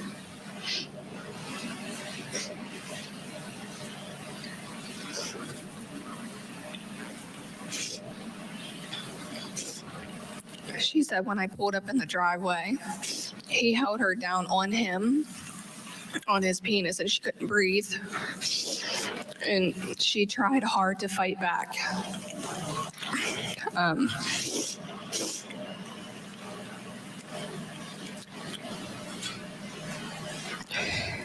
And she said that he tried to unzip her pants and physically sexually assault her the other way vaginally, but she got away. She said she had some strength that came over top of her and she got out of the truck. And then she showed me the marks from where his hands was holding her down on her legs, on her inner thighs. Okay, so she was again basically the star witness of the day. What you just saw there, that breakdown, very helpful, very effective for the state's case. But the defense did score some points on cross. So let's do some analysis on that. Let me bring in my guests in the studio with me, a practicing criminal defense attorney and former prosecutor in Atlanta, Georgia. Noah Pines is here. And standing by in South Carolina, former solicitor and former SLED agent Tommy Pope, standing by as well, famously prosecuted Susan Smith. And you saw that on Court TV.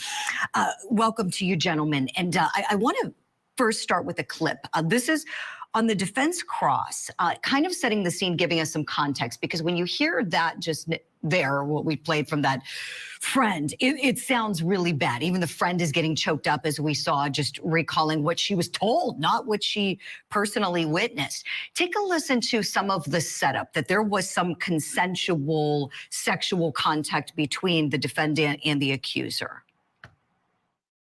Now, just to break it down to the events that took place in the pickup truck, okay? That is the reason why we're here today.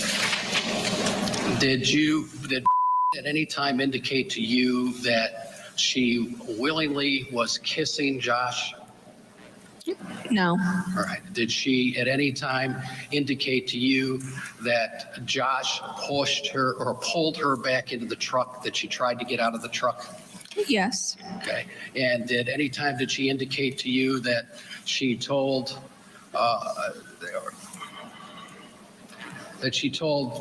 Bree that she would be in a minute? I don't remember. You don't remember that? No. So as far as the version of events that she provided to you, under no circumstances was she participating, at least in some measure of kissing or making out or some initial consensual activity with Josh. Is that correct? I'm sorry, can you repeat that? When she gave you the recitation of events, she indicated to you that she didn't consent to doing anything with Josh. Is that right? Yes. And that consent to doing anything included kissing him or having any kind of romantic interaction with him in that truck. Is that correct? Yes. Okay, and so the accuser did have an injury to her lip. Apparently, it was somewhat of a cut to the lip. The defense is saying this is from making out, that this was consensual sexual contact between the two. The defendant not denying that they had oral sex, but saying that it was consensual on the part of the woman who's accusing him. Here's a look at some of the photos of the injuries. Noah and Tom, I want to ask you both what you think. Noah, I haven't talked to you yet about this case at all. I don't know where you are, what you're thinking. I talked to Tommy yesterday. Tommy and I are on the same page with this one. Tell me what you think as you go through these photos. You hear some of the defense cross about the accuser going behind the back of her stepsister and having contact with the defendant. What do you think when you see this? Well, the photo evidence doesn't really mean anything to me. I've handled like thousands of either child sexual abuse or adult sexual abuse cases as prosecutor and defense attorney. And every expert that comes in from the state, whether there's injury or not, says it's consistent. So if there's no injury, they go, well, it's consistent because you could have something happen and there's no injury. And if there's injury, they go, well, then it's consistent because you see a red mark or some sort of a scratch. So the fact that, these pictures don't really say anything to me. Now, obviously, if there's, a significant vaginal injury or tearing, something like that, that would be more consistent with, forcible intercourse.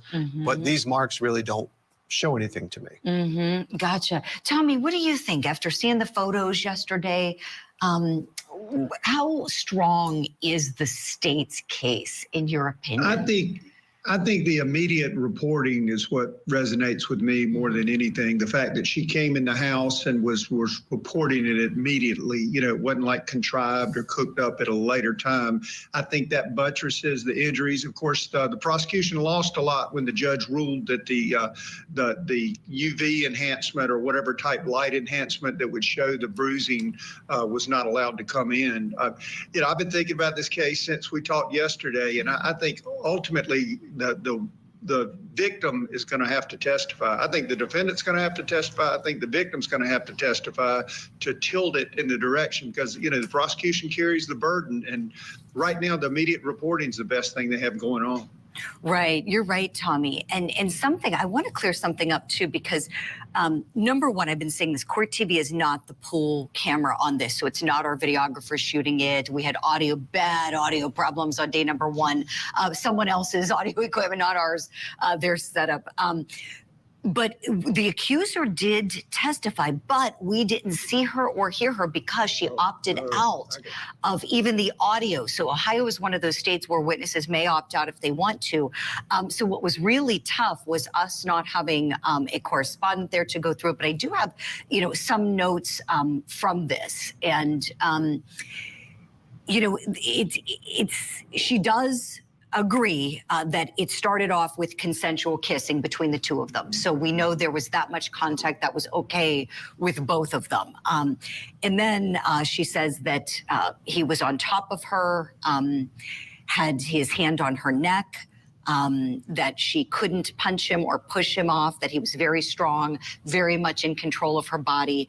She said he had his hand around her throat, and, you know, for quite some time until Basically, there you couldn't see it. It was yeah, he, explain now, Dan. I guess, pulled her back up to perform oral sex. She said that, and I'm reading these notes here, he wouldn't let her go until she agreed to talk to him again.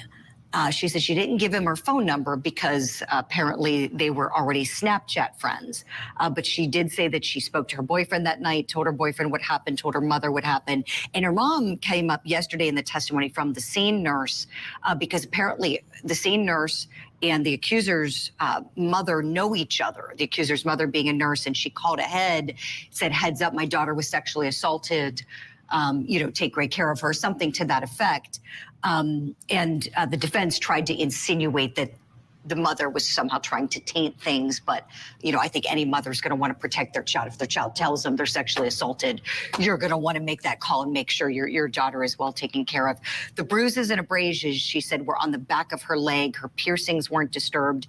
And she had a necklace on, but no markings from the necklace. So just some of the notes that we were able to get. One of our producers sent in on this. Noah, what do you think? Do you think this case is strong for the state? You think it's weak? These are always the hardest cases, Julie, because you have really, you know, he said, she said, and a lot of it is perspective, right? It's different than an armed robbery is wrong. You don't go rob a store with a gun. You know, sex can be the greatest night of your life, or the intercourse can be the worst, depending on whether it's with someone you're in love with and it's a loving situation, or someone who, you know, is violently raping you. And the problem when people don't really know each other and they're doing this, you know, a judge said it best: sex is complicated. And so perspective is very important. Obviously, consent, you know, no means no. I know that. Right, absolutely. But in the cases I see prosecuted these days, yes means no a lot too. And that is impossible for somebody to understand what really those parameters are. Once no, that's how I grew up. No means no, you stop. Sure. And if that happened, then he should have stopped. You can't prove it. That's the thing, isn't it? So Dennis, oops, stop screen. Hang on. Basically, there wasn't anything to see.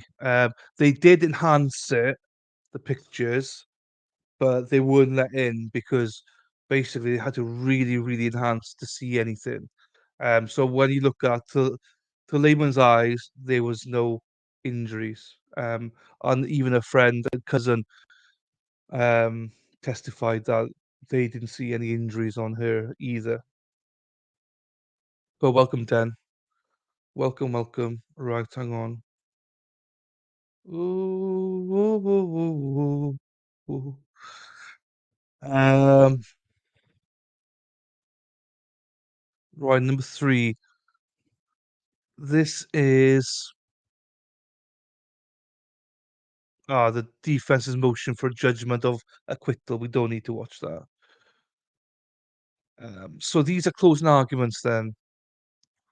This is I mean, that's basically what it was all based on a nurse and a couple of witnesses.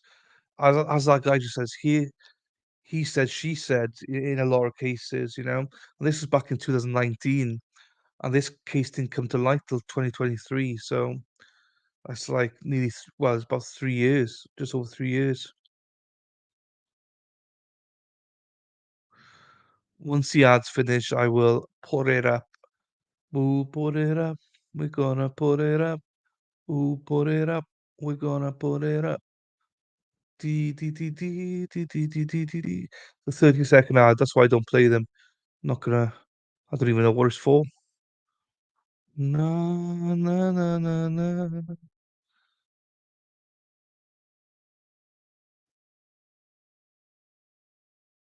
Yeah, 28, 29, 30. We got the 50 back. This is 11 minutes. So we'll watch the prosecution closing argument, and then we'll watch the defense closing argument. I hope the audio quality is better right now, because the opening statements were awful, awful, I tell you. Right, so here we go. Lay it. We're watching the closing arguments in southeastern Ohio for the rape trial for NFL player Josh Sills. This is him, 25-year-old rookie offensive lineman for the Philadelphia Eagles, charged right before the Eagles were headed to the Super Bowl, accused of forcible oral sex. An incident happening allegedly in 2019, but charges brought some years later. His defense team says this is a weak case and that contact was consensual, and he even provided his DNA without any warrant or anything like that was needed. He voluntarily gave it up. We're hearing from the state first because Okay, one of the things that the state picked up on as well, that defense covered in their opening statements, was that I think they made a big deal of the fact that yes, he did, when he was asked to come down to the police office, he did, but he brought a lawyer with him, and the defense lawyer was like, "Yeah, he phoned me, and we went down together." Well, that's the correct thing to do. We all know that, but obviously the police don't look at that. They instantly think you're guilty, and I think the prosecution have been trying to play out, well, would an innocent man need a lawyer? He knew he was in trouble. But yeah, you would, because he's an NFL player. So they carry the burden. We're going to go back in now at the moment where we left off in our last. Because it's not accurate. Deputy Fair testified. He was able to see MM at the hospital. Was trying to just take some introductory photographs. But it's important to remember, he's not the lead on this case. Deputy Fair isn't calling the shots. He's just trying to gather additional information so that he can do the right thing and work it up his chain of command. Get it assigned to an appropriate person who can handle an investigation of this level. He's also able to pick up the evidence the next day and work on getting that transferred to BCI. And that's where we hear from our BCI personnel who examine it. It all ties together chronologically. The next witness we heard from, Brianna Woods, the first civilian that you hear from in this case. Now, when I'm walking through these, I may mix up statements by Brianna or Brooke or MM or run through them, because I think we can all agree, everyone here, these were young kids who were out drinking at bars. They're 20, 21 years old. It's not all that uncommon. Brianna talks about the day really started at Applebee's in Zanesville. Maybe there was some shopping, maybe there wasn't some shopping, but they were in Zanesville, they had a lunch. They go back to Brianna's house and decide they're gonna go out for the night. Now, again, another common theme in this is it's state night at Wagonville. Everyone knows about state night. So Brianna recalls her and MM going to steak night, having some glasses of wine, eating dinner. Brianna's got some friends there who she works with, or I think the regulars there and she works there. Justin Ayers, Austin Smith, they meet up with them, things are going fine. It's a pretty normal night. It's probably a fun night for 20 or 21 years old. They make the decision they're going to go to another bar. They go to RJ's. And it's at RJ's when the defendant first makes his appearance to say. Now, Brianna isn't exactly sure how those communications go between the defendant and MM, but it's pretty clear there were some Snapchat messages sent back and forth. And that's fine. That's not a big deal. And things are fine at RJ's too.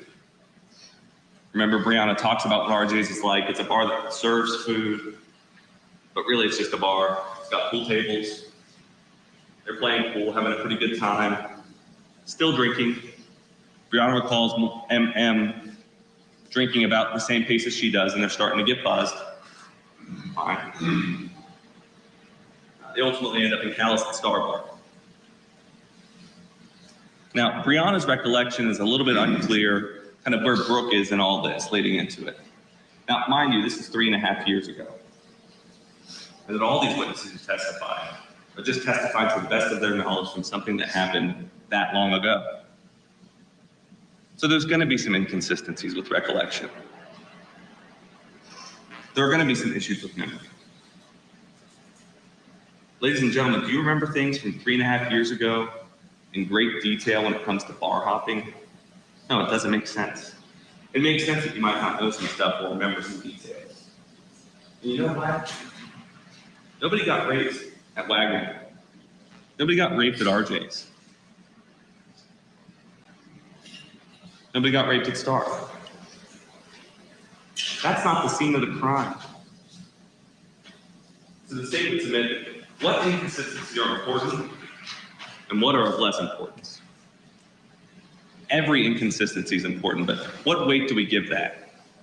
And that's critical. Brianna, Morgan,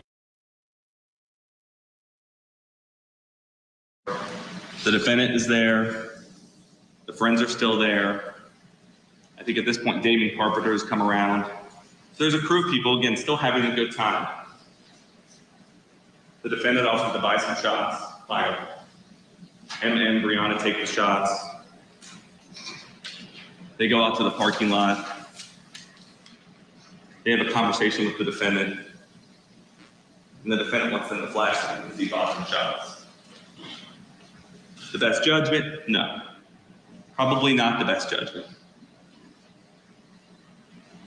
But that's not the scene of the crime.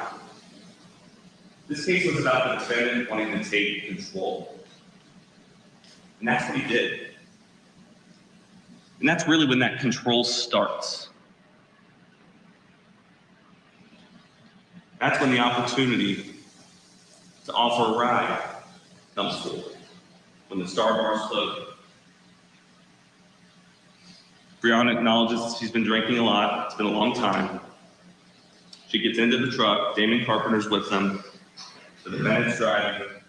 MM is in the front. And again, trust your own recollection, but the state recalls MM may have been in the middle of the truck. And it's not a bucket seat, it's a bench seat. I messed that up in my testimony. It's a bench seat. So they drop Damien Carpenter off, and it's just the two girls and the defendant. Brianna gets in the front seat. Again, relatively intoxicated at this point, understandably, given how their day was. And is either awoken or her attention. And why is she trying to get her attention? Because the defendant is grabbing her leg. And they laugh about it. Maybe the term is giggle a little bit. Now, on paper, that reads strange. In hindsight, one would think, oh my God, that's not okay. Why is he acting that way? But use your common experience. Put yourself in that perspective of how you'd act. It's been pretty clear the defendant didn't have some history of being a bad guy. He was at least an acquaintance of these people. Sure, it's strange, but what are you gonna do in that moment? You didn't get a ride from a stranger, it's not an Uber driver. In that moment, doesn't just laughing about it kind of make sense? Doesn't addressing an uncomfortable situation in that way kind of make sense? Isn't that something that people would do? The state would submit that it is. And then Brianna talks about kind of being in and out of sleep, going to exit the vehicle once they get the house, and MM saying, I'll be in a minute. So I just went through a large background, the largest chunk of Brianna's testimony. And the rape still hasn't occurred. That stuff's important, no doubt about it. But is it the most important part of this case? Is it the critical part of this case? No.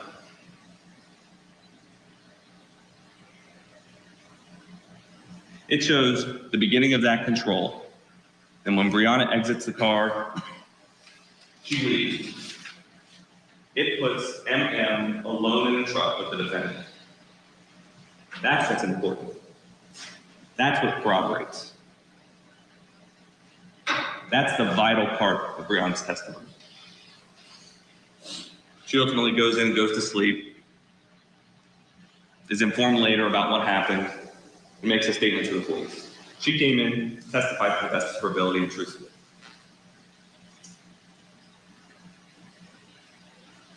The next witness we heard from, MM. The only witness we heard from who was there. Hi, Sean. There when this happened. Detective Coulter said it best. Her body is the scene of the crime, not some truck.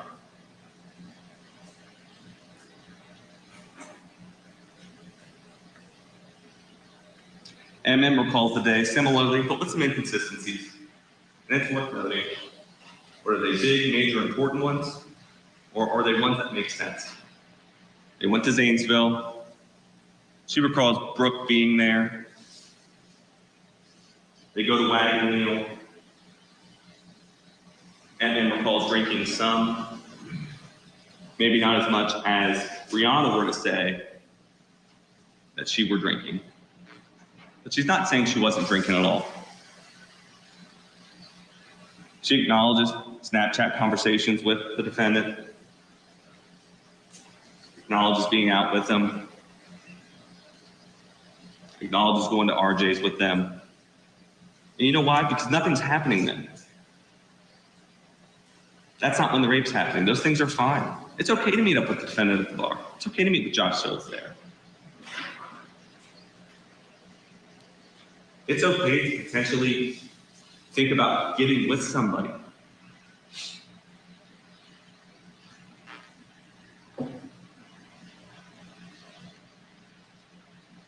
It's okay to take a shot of Fireball.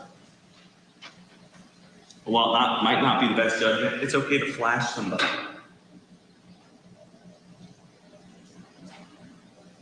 One of those things is an invitation to rape somebody. The state would submit that none of those things are.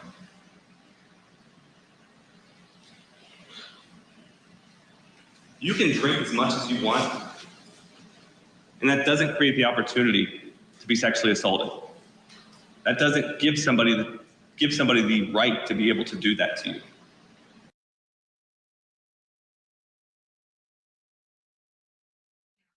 Okay, that's where it finishes. That's a bit of an interesting way to finish. Stop screen. We'll hear the defense. Yeah.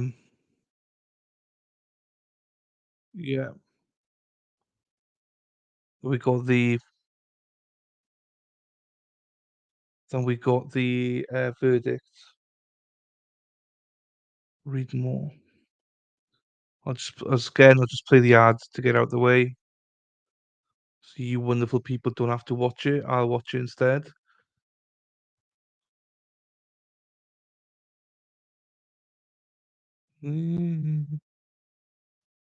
Dee, dee, dee, dee, dee, dee. Dee, dee, dee, dee, dee, dee. Right. Once this comes up. Oh, Rittenhouse is on there just now. Oh, to be fair, legendary trials, it calls it. All right. I want to watch Rittenhouse. And there was another one there as well. I don't remember what it was. But Irene wants me to watch it, so I will. Dee, dee. Dee, dee, dee, dee, dee, dee. Dee, dee. K to ko. What does that mean? I don't know, but K to ko. K to ko. K to ko. It looks like. No, I won't say it. Right. Um, defense. What have we got?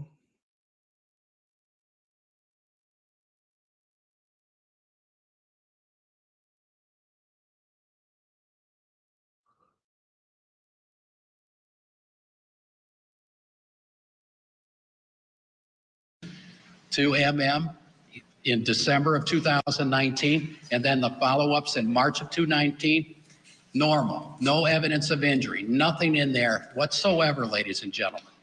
The explanation as far as the detective, and he writes his report, a little bit biased concerning that evidence of a small hemorrhage, but he fails to disclose in there that it's an artifact, that it appears to have been occurred by MM moving during the MRI. And that the recommendation, you'll have the record there and you can look at it, that says that if you have any concern, the follow-up and policy would be to do the test once again. So the medical people, I mean, we don't have the emergency room doctor doesn't come in here and give an explanation as to her demeanor, who called the police. We don't have that information. All of those kind of details, ladies and gentlemen. Okay. Dr. Howard, emergency room doctor. He's telling you, ladies and gentlemen, if you're getting this kind of pressure and you're in a near-death experience, a violent altercation, you're going to be fighting. You're going to be struggling. You're going to be looking to see if there is injury to these hands, the fingernails. You're going to be scratching. You're going to be fighting for your life. We don't see that here as well, ladies and gentlemen. Okay. The other thing about the petechiae, okay, the bloodshot in the eyes and the small burst blood vessels to the eyes. Ladies and gentlemen, again, the level of force that was accomplished here, you would expect those eyes to be severely bloodshot, loaded with petechiae. It's not there, folks. It's not there. Okay.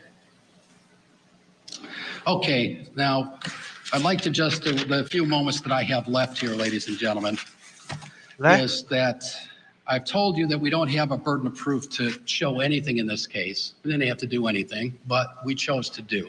And we did that through cross-examination.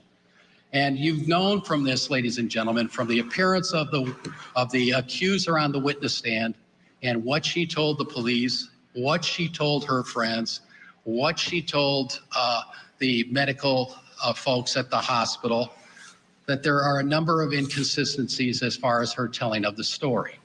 We know that, first of all, when this case was originally investigated, that she was pulled back into that truck, that she was grabbed and restrained of her liberty at that point in time. When she gets on the witness stand, I'll be in a minute. That's what her response is. And then she is observed kissing Josh. Didn't appear to be non-consensual, appeared to be that they were doing something inside the truck. When her friend left the truck, she told you, I had no concern that she was in trouble. I had no concern that she was in danger. And she went on and inside to the house. Then her other friend pulls up with Josh Ayers, sees the truck, no concern, doesn't observe anything, knows that Josh is over there, doesn't know where Josh is. And she walks by, doesn't look, doesn't see, no concern, goes inside, and she's in there for a period of time, starts looking for her friend MM, does her phone location, phone comes back, location is in the driveway. No concern to run out there, make sure she's okay, nothing like that whatsoever. She knows at that time that her friend is in the truck with Josh. Her friend, who has the boyfriend in Indiana, her friend who is messing around with somebody that used to date MM's stepsister, her friend that demonstrating that some very poor judgment, that if that the type of person that they hang out with, that somebody would cheat on her boyfriend and do a hookup. I mean, those things are pretty devastating issues that one would have to address if she was in that truck consensually and participating in this. She was found out. Ask yourself this question, folks. That whole episode of being pushed down on the bench seat, held against her will, and choked and everything like that. Why does Josh care if they pull up in the truck and somebody sees him making out or engaged in sexual relations with MM? What does he care about that? Is he worried about that? No. Turn that around. What is MM worried about? MM is worried about that her friends, first of all, are going to be talking about her hooking up with Josh, hooking up with her Josh while she's involved in a relationship with her friend, with a friend in Indiana, hooking up with her stepsister's ex-boyfriend. Apparently, there's some unresolved issues of what happened in high school and how that breakup occurred. And more importantly, her friends see her in a different light. Is she the moral person that they thought she was? Is she a true to her values? Well, apparently this lapse in judgment of hooking up with Josh doesn't look good for MM as far as whether or not she's that type of person. And with the Snapchats and the discussions and all of that, it would be very, very soon after that occurred that they're going to be communicating on the phones, and it's eventually going to make its way over to Taylor and eventually going to make its way over to the boyfriend. And that puts MM in a very, very difficult situation. Very difficult situation. She gets out of that truck and she has remorse because she knows that she's been found out and that she's made mistakes here. And because of her drunkenness, perhaps of her interest in Josh, that she decides voluntarily to stay in that truck and to hook up with him, to start kissing him.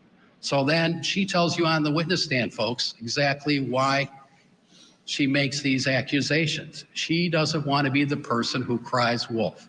She's the girl who cries wolf, ladies and gentlemen.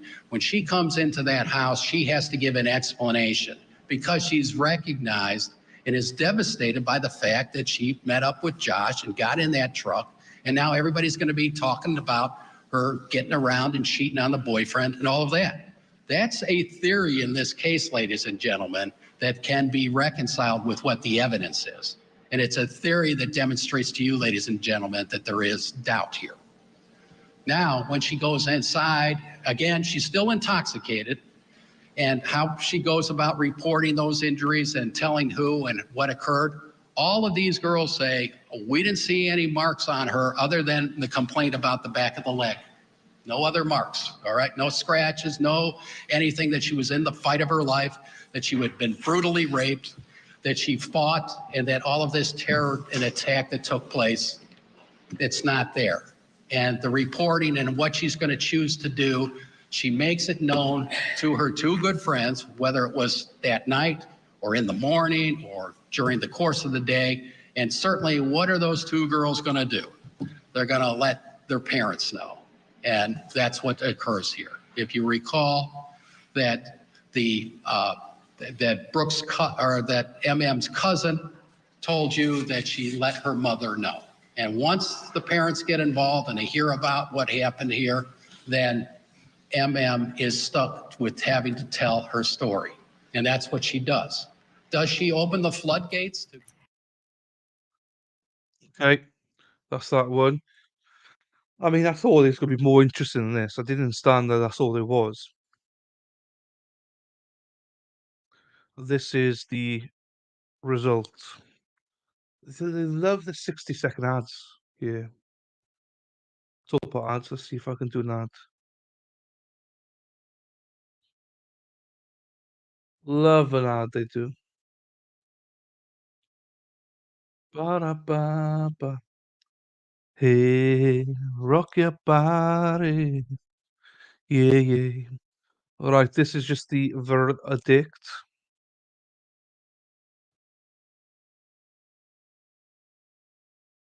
Ooh. I mean, we'll watch the verdict. I don't think anyone could say guilty, not guilty right now. So we haven't seen enough, in my opinion, to know.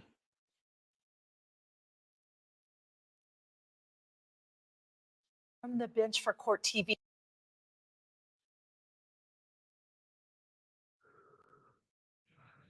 Oh, come on.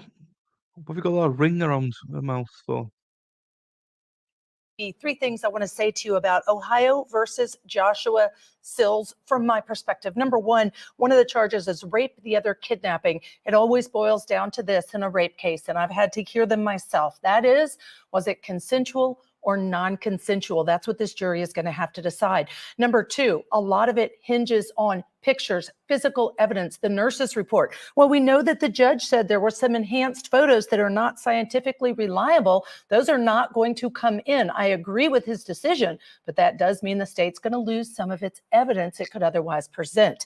Number three, will a juror be affected by overhearing some negative things about the defendant while serving jury duty? Well, the judge said, are you able to be objective? The juror said yes. As a result, that juror is still in the jury. Now, I personally, out of an abundance of caution, would have excused that juror and instead brought in an alternate.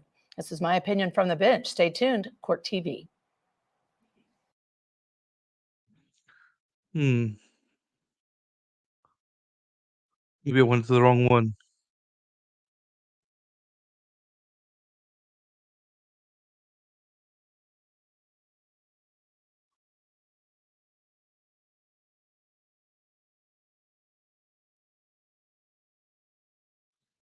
Um,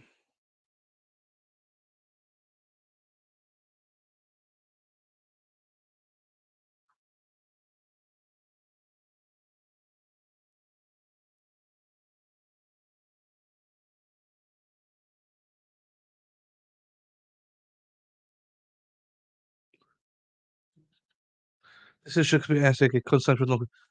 That's funny. I didn't know where you're going with that one.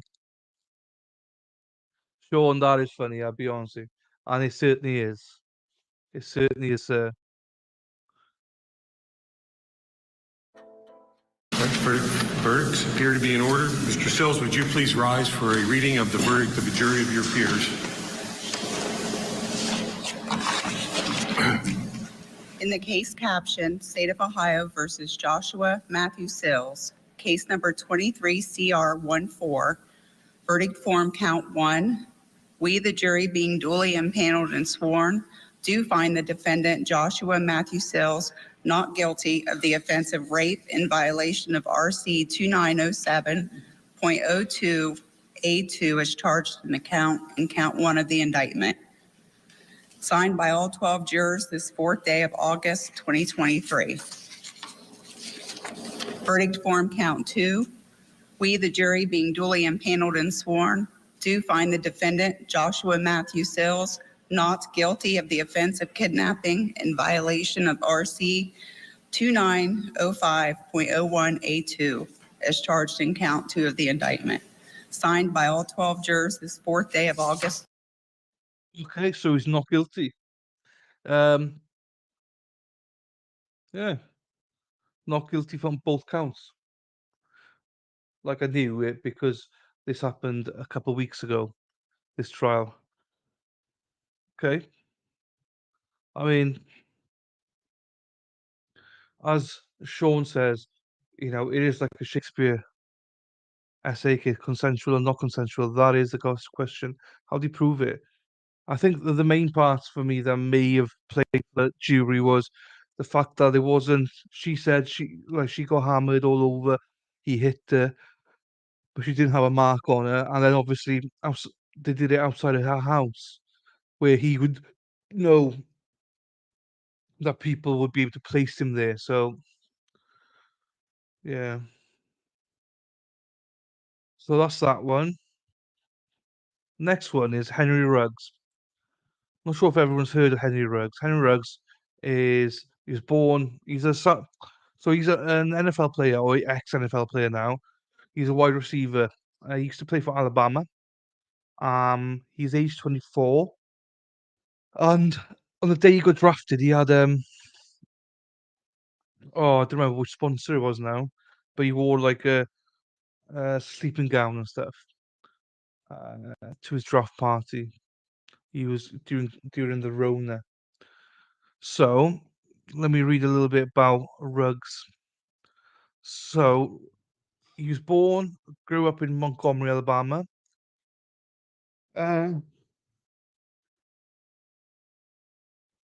So destructive people outside, people moving into a house today.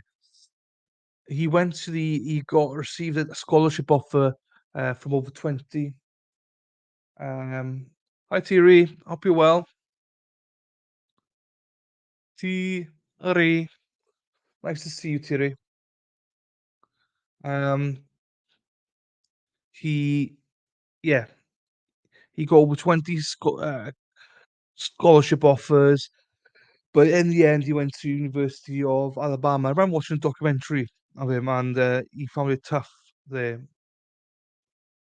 Remember, he was late once for training because his class finished at like, I don't know, say 4 o'clock in the afternoon or 3:55, and his training started at 4, and he was like 5 minutes late or something, and he just got chewed out. It was like, you're never late for training. You're always early for training. So I think there's an emphasis in Alabama of football first, education second, or probably education third or fourth or something. So yeah, he went to Alabama, and then he studied there for 3 years. He foregone his senior year. They try to keep him there, and sneakily they try to keep him there by offering, saying, "Look, if you stay for another year, we'll offer your brother a scholarship." But he did what was right for him, not his brother. So he went to the NFL. So in the 2020 NFL draft, he then obviously where did he get picked? Pick number 12. I believe he was the first wide receiver off the board. He essentially was going to play for them. He had a fully guaranteed contract worth 16.67 million with a team option for a fifth year. So he played in 2020.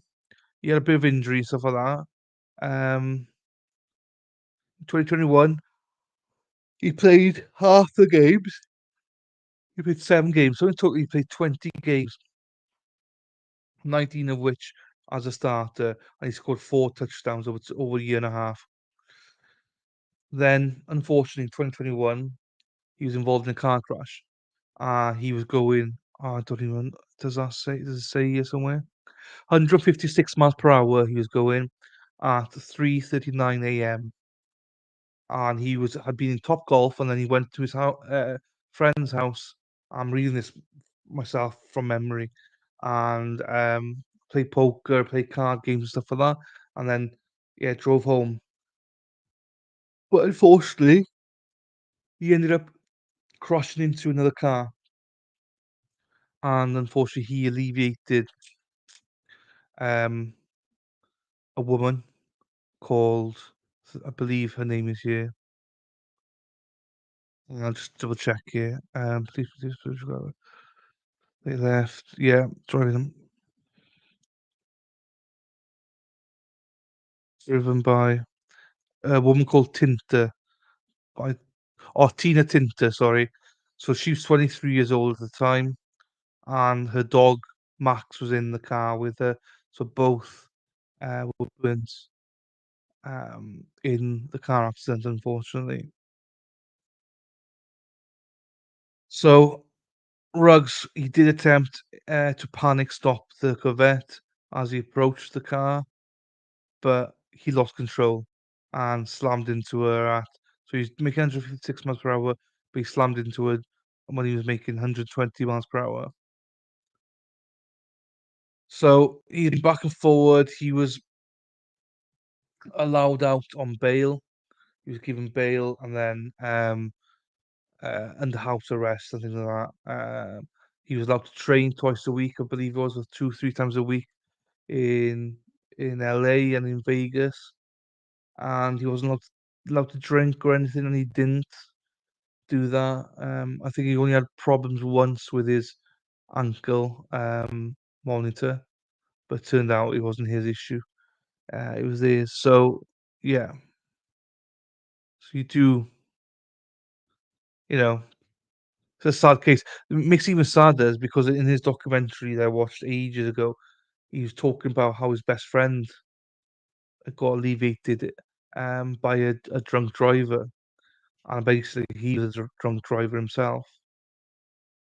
So he's always been fighting for like drunk drivers don't drive, and then he does it himself. So yeah, it's very very sad and unfortunate. Basically, they took a plea deal in the end because there was a lot of going back and forward. He could get like 20 plus years without parole and stuff. So I think there was parole after a certain amount of years, but I don't remember what it was. So in the end, he pled, excuse me, no contest, and he could serve between 2 and 10 years. Essentially, the judge was going to have the final say on that. But essentially, yeah, it was going to be you could serve anywhere between 3 and 10 years. So that was it by all accounts. So what we'll do is we will watch the hearing now itself, if I can find it. Watch live. No, I don't want to watch live. I want to watch videos.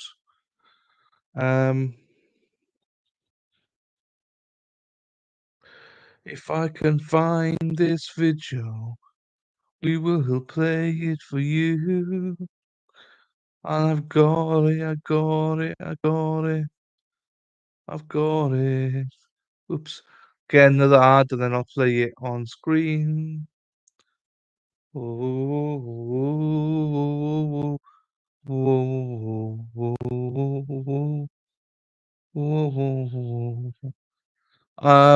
Also, just a shout out as well. I mean, this is not just a shout out for people here, but also shout out to everyone that actually views these videos back. You'd be doing a great service if you could join the channel. Please consider joining the channel. I try and do everything for you guys, wherever you want me to cover. So just press that join button. Gives you an opportunity to join us, not just because you might be watching this on repeat. Still you're watching on repeat. So if you do like the content, please join. I'd really appreciate that, and you then get access to our members only streams. So, all right, that's enough of a plug. Here we go.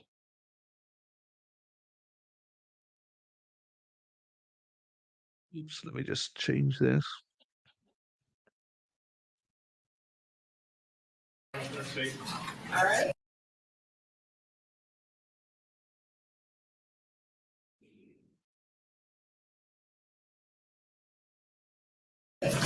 Are we still doing the stipulated 36 to 120 with the 6 months concurrent? Correct, Your Honor. Yes, that's correct, Your Honor. Okay. Excuse me. Is there anything you'd like to add, Mr. Bowden? No, Your Honor. For the court's information, I have one victim speaker as well. Who is it? It is victim's mother, Brianna Kamazik. She will be, due to her language barrier, she will be having someone read her statement for her, but she is present. Yeah, no issue with that at all. She'll be put until last. Mr. Rents, your attorney will have the opportunity to address the court. Is there anything you'd like to say first? Would you prefer? What? I don't care. Come on up here with me.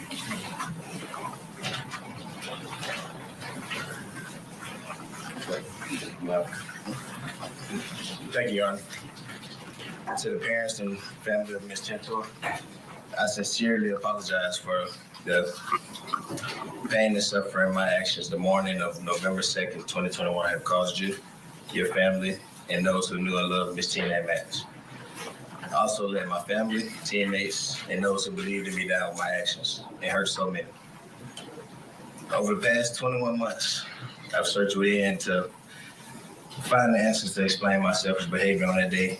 I have no excuse and pray that accepting responsibility in my guilty plea can allow me to begin the healing process and allow everyone involved to heal also. My actions are not a true reflection of me. I am committed to creating greater awareness and educating others about the dangers that driving at excessive speed and driving impaired can cause. With the support of my family, David, Richard, and friends, I pledge to be the father and man God created me to be. Thank you. Thank you. Mr. Chazal? Thank you, Your Honor. May it please the court. All right, there's Henry Ruggs addressing the court, apologizing to the victim's family. Let's get a break in here, and then when we come back, we'll listen to the victim family members speaking in front of Henry Ruggs, the man who took the life of Tina Tintor driving drunk in Las Vegas. Back after this. Well, how annoying is court TV? Why do they do this all the time? I know they need to get paid and get ads, but come on, she's hot as well. I'll skip this then.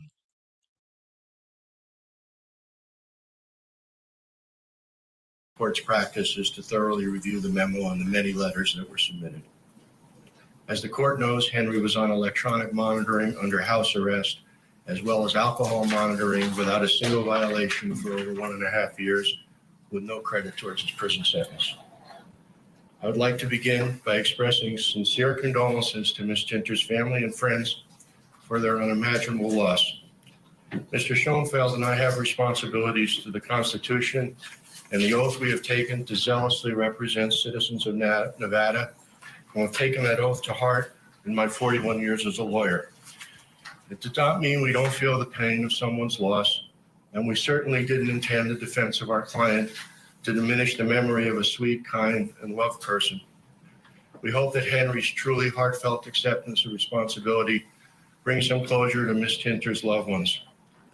I'd like to acknowledge the professionalism of Mr. Baumann throughout the proceedings and his hard work. I'd also like to thank the District Attorney, Mr. Wolfson, and his colleagues for their thoughtful analysis of an extremely difficult case. Also, I would like to thank Mr. Nockfi and Mr. Albright, who counseled the family so wisely during these very difficult times. In preparing the memo we submitted and having spent many hours with Henry and the people who know and love him, I know firsthand from day one how truly badly he feels and how pained Henry is for his actions. It's more pronounced because his behavior in drinking that night truly was aberrant. Many times, Your Honor, will notice that in DUI cases, the person accused is either alcoholic or a repeat offender. That wasn't Henry. He was not a drinker. He fought through a very difficult childhood, taking care of his younger brother, and he strived to accomplish his best in school and athletics and to achieve a dream of playing professionally. All of that work disrupted as a result of drinking and driving at an excessive speed. What Henry fully accepts is that his decision caused Ms. Tintor's death. He's a kind, shy, extremely bright and thoughtful young man who I truly wish I had met under different circumstances. Make no mistake, he takes responsibility for this tragedy and is deeply saddened for Ms. Tintor's loved ones and truly remorseful and hopeful that, like his deeply held Christian faith teaches him, he can be forgiven for this transgression.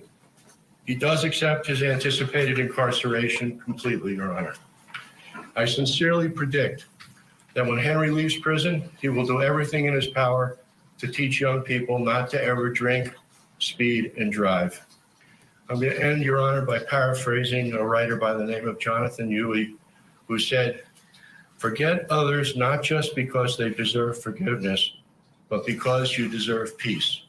And that's the message I'd like to conclude with, Your Honor. She did that. I just went through with things. Played 3 years in Alabama. Hey, oh, Thank you very much to Alabama. you and your staff and the courtroom bailiffs for all their courtesies. Thank you. Thank you. Ms. Bennett?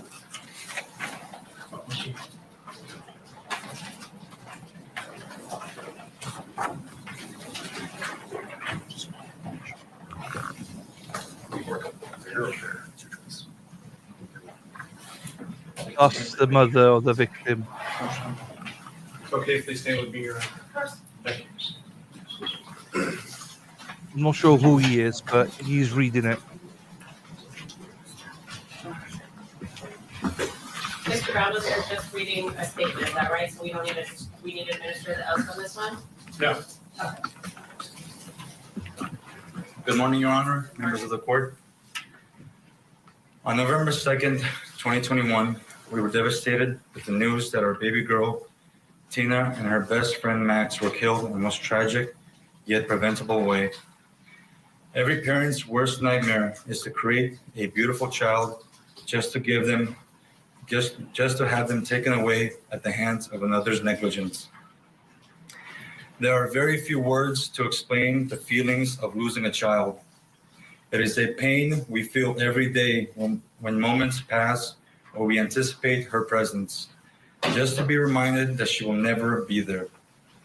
To have only the memory of what it was like to hug and embrace her, knowing we will never be able to kiss her on the forehead or tell her how much we love her and how absolutely proud of her we are. Our Tina was special to us in that she was like any other. Her perspective on the world made everyone around her better. She was the type of person who would bring in stray animals because she could not imagine leaving them in distress. When Tina got Max, he couldn't have known how much love he was going to feel and how lucky he was to have her.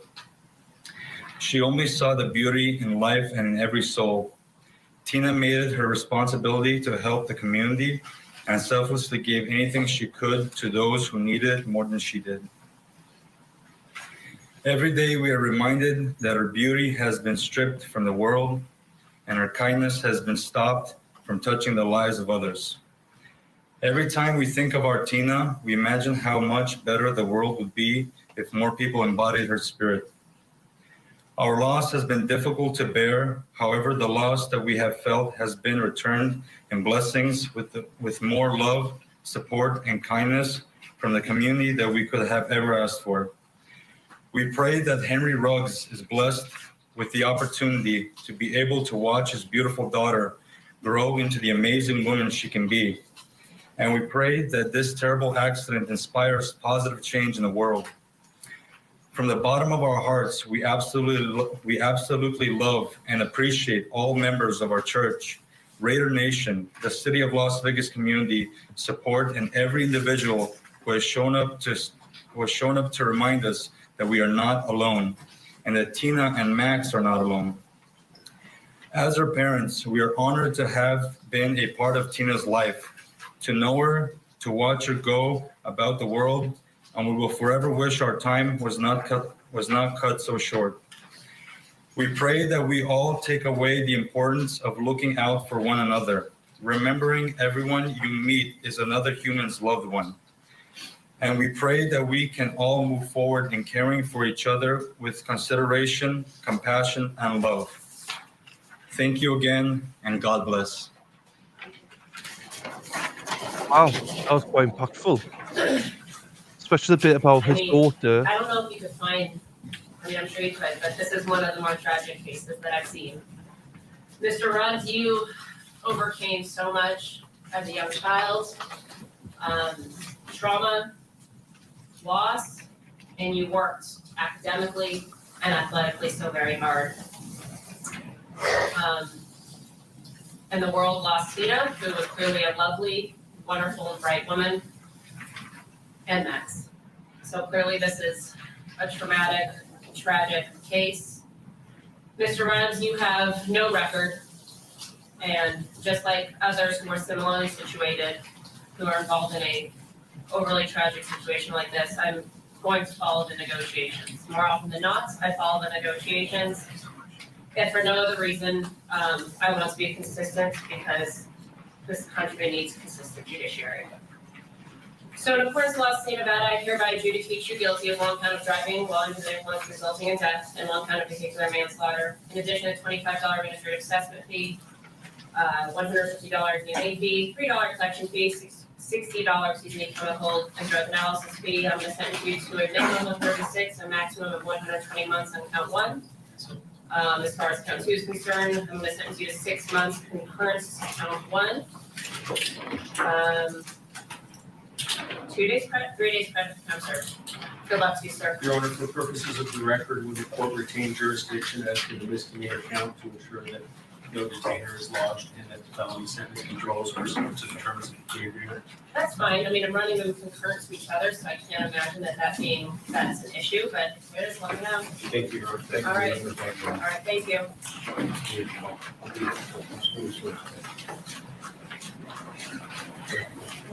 There we are.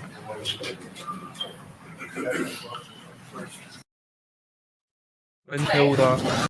Oops. I know that for his sentencing, a lot of Alabama players were there. Devontae Smith from the Eagles was there. I know he was there. I don't know who else was there. But I know Devontae was there. Such a sad thing to end on because as I hit one of his best friends when he was younger was died from being hit by DUI. So every time he scores a touchdown, he touches his chest, kisses it, and shows his hands up there. That's always his celebration to his friend who died.